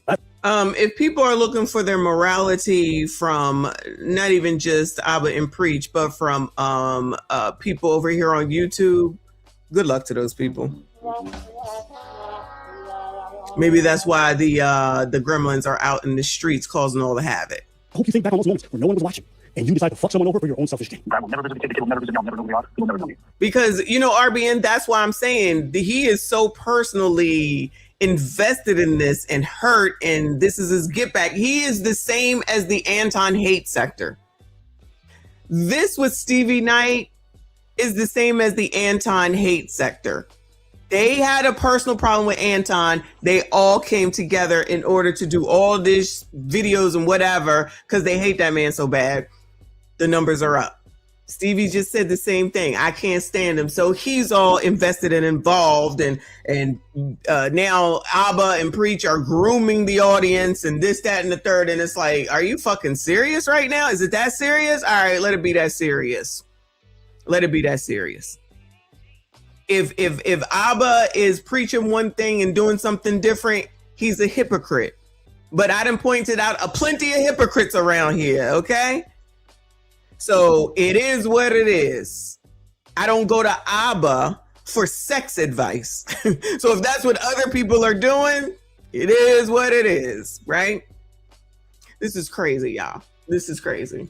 Essentially, there's some allegations that I was like a deadbeat, or I didn't want to be part of, you know, some kid, and I forced her to have an abortion, and it turned out that none of that was true. I will never visit a kid. They will never visit me. I'll never know who they are. They will never know me. Not gonna beat that dead horse. Okay. I mean, as far as like the Libby situation, bro, it's like outside of the dynamics of the relationship, fuck their relationship, right? Fuck what happened, bro. As far as bro's tactics in trying to destroy this woman's character, bro, I saw him doing the same things with her. I thought that with enough people seeing the results of how this man moves behind the scenes would be enough to overpower the words he uses, bro. But like I said before, dog is an evil genius when it comes to this YouTube shit, bro. He got away with words, right? He has a way with words, bro. And, you know, his following fuck with him tough because he's molded in a way for them to fuck with him tough. But I'd argue that Abba probably has the most toxic, delusional fan base out there, bro. So insult the whole fan base because they don't see things the way that you see them. I'm sensing an issue here with Stevie Knight, y'all. And I like Stevie. At least I used to. Thank you, Legit Low Talk. I appreciate the jewels. He sounds crazy. So let's go ahead and start insulting 2.2 million people. And you think that that's going to go well because people don't choose to see stuff the way that you want to. Sounds very cultish sounding to me. Sounds very cultish sounding to me. Let people make their own decisions on who they rock with and who they don't based on their things, just like you. You don't like him? Cool. That don't mean that I fuck with Stevie Knight, okay? At least as of this moment. He's starting to sound crazy though. He don't like ABBA. That's fine. I don't have a problem with ABBA and Preach. They ain't do shit to me. They did that shit to you. That's a you problem. It's not a me problem. Now you want to start insulting fans because they don't see it the way that you see it. That sounds just as crazy as these Meg people from when Meg Thee Stallion came out and they were talking to all they bullshit. And as soon as somebody said something against Meg, they all had a fucking fit. It's the same shit. It's the same shit. What did he expect? He expected men to leave him for being a man? Like, exactly. Exactly. What the fuck are we talking about right now? He has a way with words. Sorry, but ABBA ain't that damn articulate. I'm thinking the same thing. Like, I don't hear any wonderful words. No shade, ABBA. I just don't hear all this. Oh my God. Talk to me like a third grader, like Anton says. Groom like a dog. Words are lacking value in meaning, child. This is crazy. This is crazy. Like worse than anybody, bro. And it's crazy because you would think that his following would be the moral ones, the rational ones. You know what I'm saying? The empathetic ones, the compassionate ones. But hell no, dog. They worse than everybody, bro. You know what I mean? Saying the fucking worst shit, bro. And that leads me into what really fucked me up, man. Because like I said, there are people out here on bro's head, dog. And there's this YouTube channel. Let's say it's been a bunch of motherfuckers hitting me up, dog. But this one got my ass. What is it? Yeah, there is a YouTube channel called Expose ABBA. And yeah, they got ABBA is a predator. 4th and 5th women speak out. ABBA gets 3rd woman pregnant in months. And ABBA fooled everyone, bro. So I got a DM. So you can go ahead and do that, Stevie. This is all I will say. That is an account that was just started. It has 27 subscribers. You're going to just go along with that, sir, and just go along with what they say. And like I keep saying, which nobody wants to seem to hear, there are no children. There have been no babies, but just take everybody's word for it because some girls got fucked by this nigga all at the same time. So now all of a sudden that's weird. That's weird. That's weird. Wow. Shout out to RBN. He said these ninjas are mad at themselves because they lack proper discernment. Technically, yes, I agree. This is wild to see a whole ass man sitting up here cutting, allowing his personal feelings to get in the way of logic, in my opinion, right now. There's not one GD baby. Not one GD baby and not one woman showing at this point. And just because they say that something happened with them and ABBA, he's just going to go believe them. In an account with 27 people that clearly was just started. Okay. It don't even fucking matter, bro. I got a DM. Send me this fucking channel, bro. Got this video. Only got 341 views, but I'm assuming that whoever created this shit knows it. And they know I don't fuck with ABBA, so they send this shit my way. Bro, I ain't gonna, waste y'all's time with the entire video. The bitch is like 25 minutes long, but I'll leave a link for the whole video in the description box if y'all want to peep, man. But towards the latter end, pretty much the video, watch the fucking video and then get back in. There's a point in the video. I will not. Yo, I'm just gonna play it, dog. This shit's so fucking foul. And I didn't even know ABBA was moving like this. Right? I did not know ABBA was moving like this, dog. I'm like, if this shit don't wake motherfuckers up, I don't know what the fuck will. This isn't about one bad take. This is a repeated pattern, a pattern of portraying himself as morally. Okay, so we're going to use an AI voice and goodbye. Child, I cannot. It is an AI. This is not even somebody's real fucking voice. This could be it. What the fuck is wrong with people? Someone will say, this is what AI does. No, this is what people who just want to believe something because they're hurt, they're bitter, they're whatever the fuck it is. because of somebody that they don't like. A new channel, 27 subscribers saying they don't like Abba. Oh, I'm going to go for it. They must be right, with an AI voice.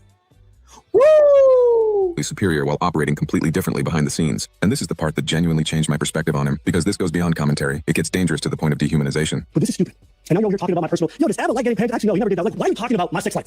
You want to talk about it? We talk about it. And in the case of Abba, he did a public interview and he said that he likes to be milked. It sounded like, if I understand correctly, he had wanted the woman to go up his backside or something like that. I don't know. Were you aware of that? I did not hear about that before I dated him. And I just heard it as being milked, and I didn't know about it until like afterwards. Also, after the breakup, you heard that he... until like after like the relationship started and everything like that. And I'm gonna be honest, I just tried not to judge, and that was it. Okay, I mean, so I didn't look too much into it, and then I just hear people like making fun of it, and then I'm just trying to not to judge.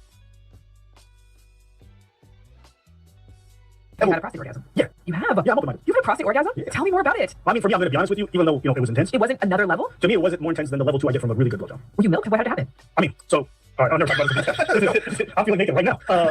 Essentially, you just, get on your knees, arch it, and then, you know. You know what you want to talk about it, right? You know what you want to lick stuff off glass? That's okay. This girl likes a dog collar on her neck. About it, right? She did that. Wait. But Abba lies to his audience saying she was speaking of their essay activities together just so he could dehumanize her in the following clip. Oh, she's being dehumanized now. Oh, some SIMPs out here. So now he's dehumanizing her when he responds back to her originally bringing all this to us. She's the one that came out here and started all this. Yeah, I think this is why Anton had to go ahead and mention them names so he could get back in the algorithm, because I'm telling you, he being pushed out by this ABBA stuff. Allegedly, he being pushed out by this ABBA stuff. Shout out to Anton. Thank you, RBN. He said these men are literally mad that a man they think isn't as masculine as them is out here running through tethers. They mad he getting musty moose knuckle crazy work. Exactly. This is crazy. This is starting to be Anton 2.0. This is turning into Anton 2.0. Dallas said, what happened to the men? I don't remember men being so gossipy. Remember what was happening with daggone Anton? You still got Frigidaire over there watching Anton still 4 months later, like watching every move 4 months later. Wild. Welcome to 2026. You know what you want to talk about it, right? You know what you want to lick stuff off glass? That's okay. This girl likes a dog collar on her neck, and she likes to be walked around like a dog. Okay? And when the reason... That's all right. We saw it. Woof, woof. Yeah. So now it's not fair. How dare this man do this to this woman? How dare this man talk about this woman after this woman brought all this to the internet? Because technically she's hurt and upset. Let's be honest. She feels like she was doing stuff wrong. She feels like she was wronged. So she wants to do a get back. Allegedly, it's a get back. But you gentlemen, you already know. You're not supposed to say nothing to or about these women's, because they just women's, and equality only comes when they want equality. And whenever they say that you wronged them, then everyone's supposed to rally behind. Y'all already know. When we ended things that she wanted to get back together, she was worried that she would never meet anyone who would want to enjoy it because none of her other exes would entertain putting a dog collar on her, walking around like a good old bitch. I don't mind. Little Asian girls, you so quiet, dog collar. Okay, you want to put my business out there? I'll put your business out there too. Yeah, you go hit her up. Go when you see her next time. Get no PP, child. Get no PP. I know y'all don't like me saying it, but whoo, Lord help your people. Watch how he weaponizes his audience against individuals he dislikes, and then look at the comments. Yeah, I blurred out the message thread in there, man, because it's too much. And, oh no, it was actually fun to watch. And what is also interesting is that I was informed that, you know, this particular video that Abba recorded, dehumanized and shouted, is behind the paywall now, so the public no longer has access to it. And he since then edited because he puts all what he just said out. Because he puts all the live streams on members only after a few days. No longer there anymore. In addition to some other things, because he doxed a few people, but you know, as far as I'm concerned, this is like revenge porn or something. No, he did actually dox a few people, though. That is true. Bro, I when I saw this, bro, like, this shit can't be legal. You know what I'm saying? It can't be legal to put that shit out there, especially. Oh, it can't be legal now. Let's start talking legalities. Ain't that what they was doing over there in the Anton hate sector? Now there's going to be an Abba hate sector. Y'all, we're going to be busy this summer. The circumstances, bro, because as you saw, she said nothing of the sort. She did not describe anything in regards to their personal intimacy, right? What'd she say? I didn't judge. You know, bro pushed trying to get her to answer some more, and they talked about the video that Abba put out himself talking about the shit he's into. But he flips it and makes his audience believe that she was out here saying some shit she didn't say, which was deserving of this, bro. You know what I mean? Manipulation. Oh, he's taking up for the women's, y'all. Shout out to Stevie Knight for taking up for the women's. Lying. Bold-faced lie, bro. Bold-faced lie, dog. Right. And regardless of how you feel about her, how you feel about him, how they were interacting in a relationship, man, you don't do no shit like that, bro. Especially publicly, dog. Right? You don't do no shit like that. The moral police, yeah. The moral police. Bro, but what it was is that, you know, well, I don't know. I'm not in bro's head. Right? I'd imagine he just pissed and shouted for making this shit public, and he's trying to just rip her face off in the worst way. You know what I mean? Rip her face off in the worst way, yeah. Defile her in the worst way. Right. But what defile her in the worst way. What makes it so bad is that this is Abba that we're talking about, right? This is Abba that we're talking about. Abba. Right? But that's the real him. That's the real him. That's the real him, y'all. That's the real him. So are y'all gonna unsubscribe? I mean, it goes far worse than I thought. I just thought bro was just a fucking asshole, a fucking snake. He ain't real. He fake. There's fake motherfuckers all over the place, especially in the industry, especially in social media, bro. Oh, you think? It's hard to find real motherfuckers, bro. Right? It's hard to find real motherfuckers, dog. Most people just... No, it's really not. It's really not. Everyone's not your friend. Abba doxed the second girl that said that she was pregnant by him, but she miraculously had a miscarriage. And he put out Libby's whole name. So that's the doxing. Showing you a show. You know what I'm saying? Pandering to you, bro. But here you got a motherfucker that is polar opposite of how he portrays himself online, bro. And there's I mean...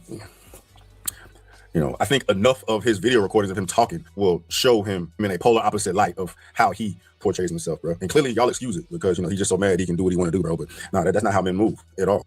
Oh, this is how men move, y'all. What Abba does, that's not how men move. You mean to tell me that y'all ain't trying to get as much ass as possible? What y'all trying to get then, Bueller? What are y'all trying to get then, Bueller? Now I be learning. I'm trying to learn. What is y'all? Maybe I'm bringing the wrong things to y'all, even though I know I technically am, because I know y'all really don't want these women that I show y'all. But I be trying. I do be trying. Okay. Dallas talking about I don't trust men with do-rags on midday. Girl, looks suspicious.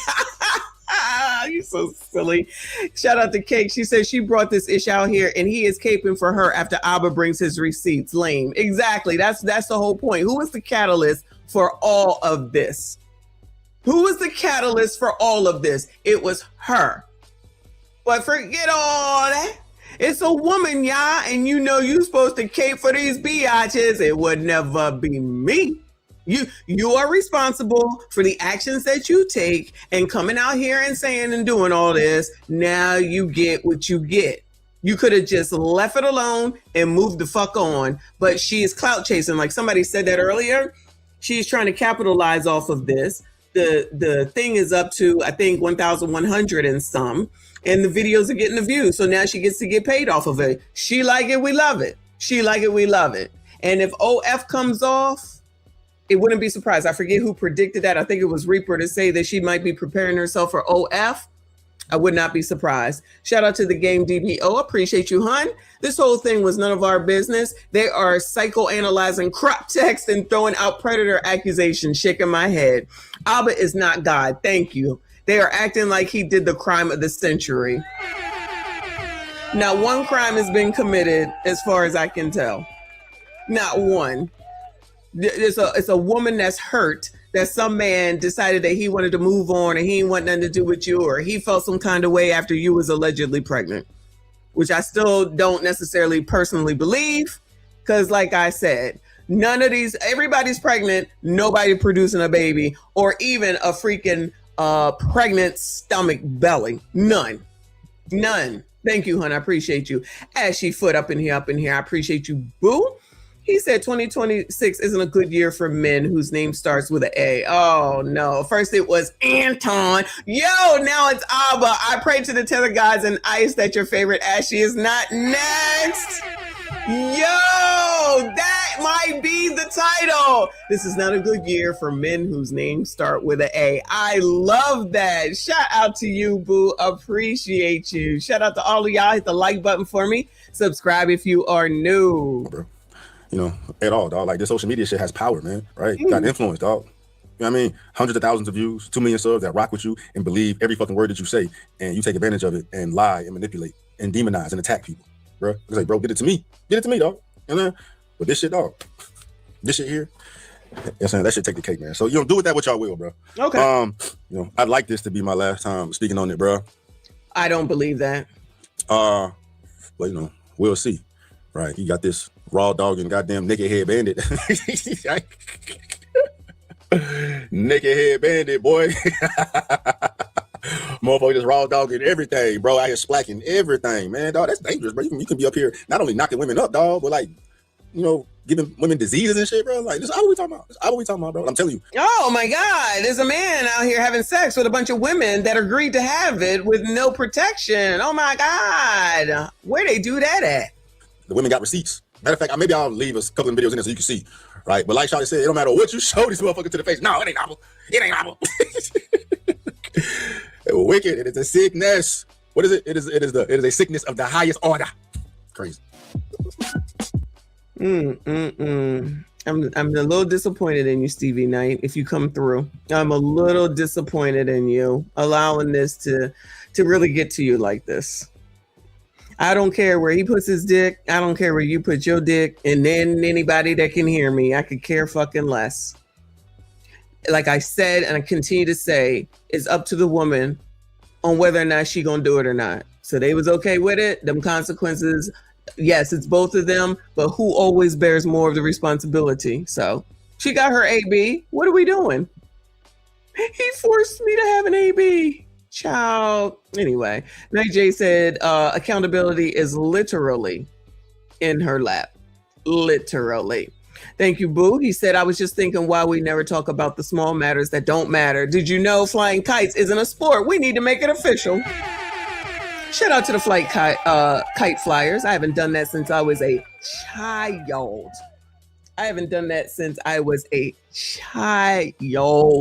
We used to fly kites all the time. Do you think these gremlins know anything about flying a kite? Do they even know what a kite is, actually?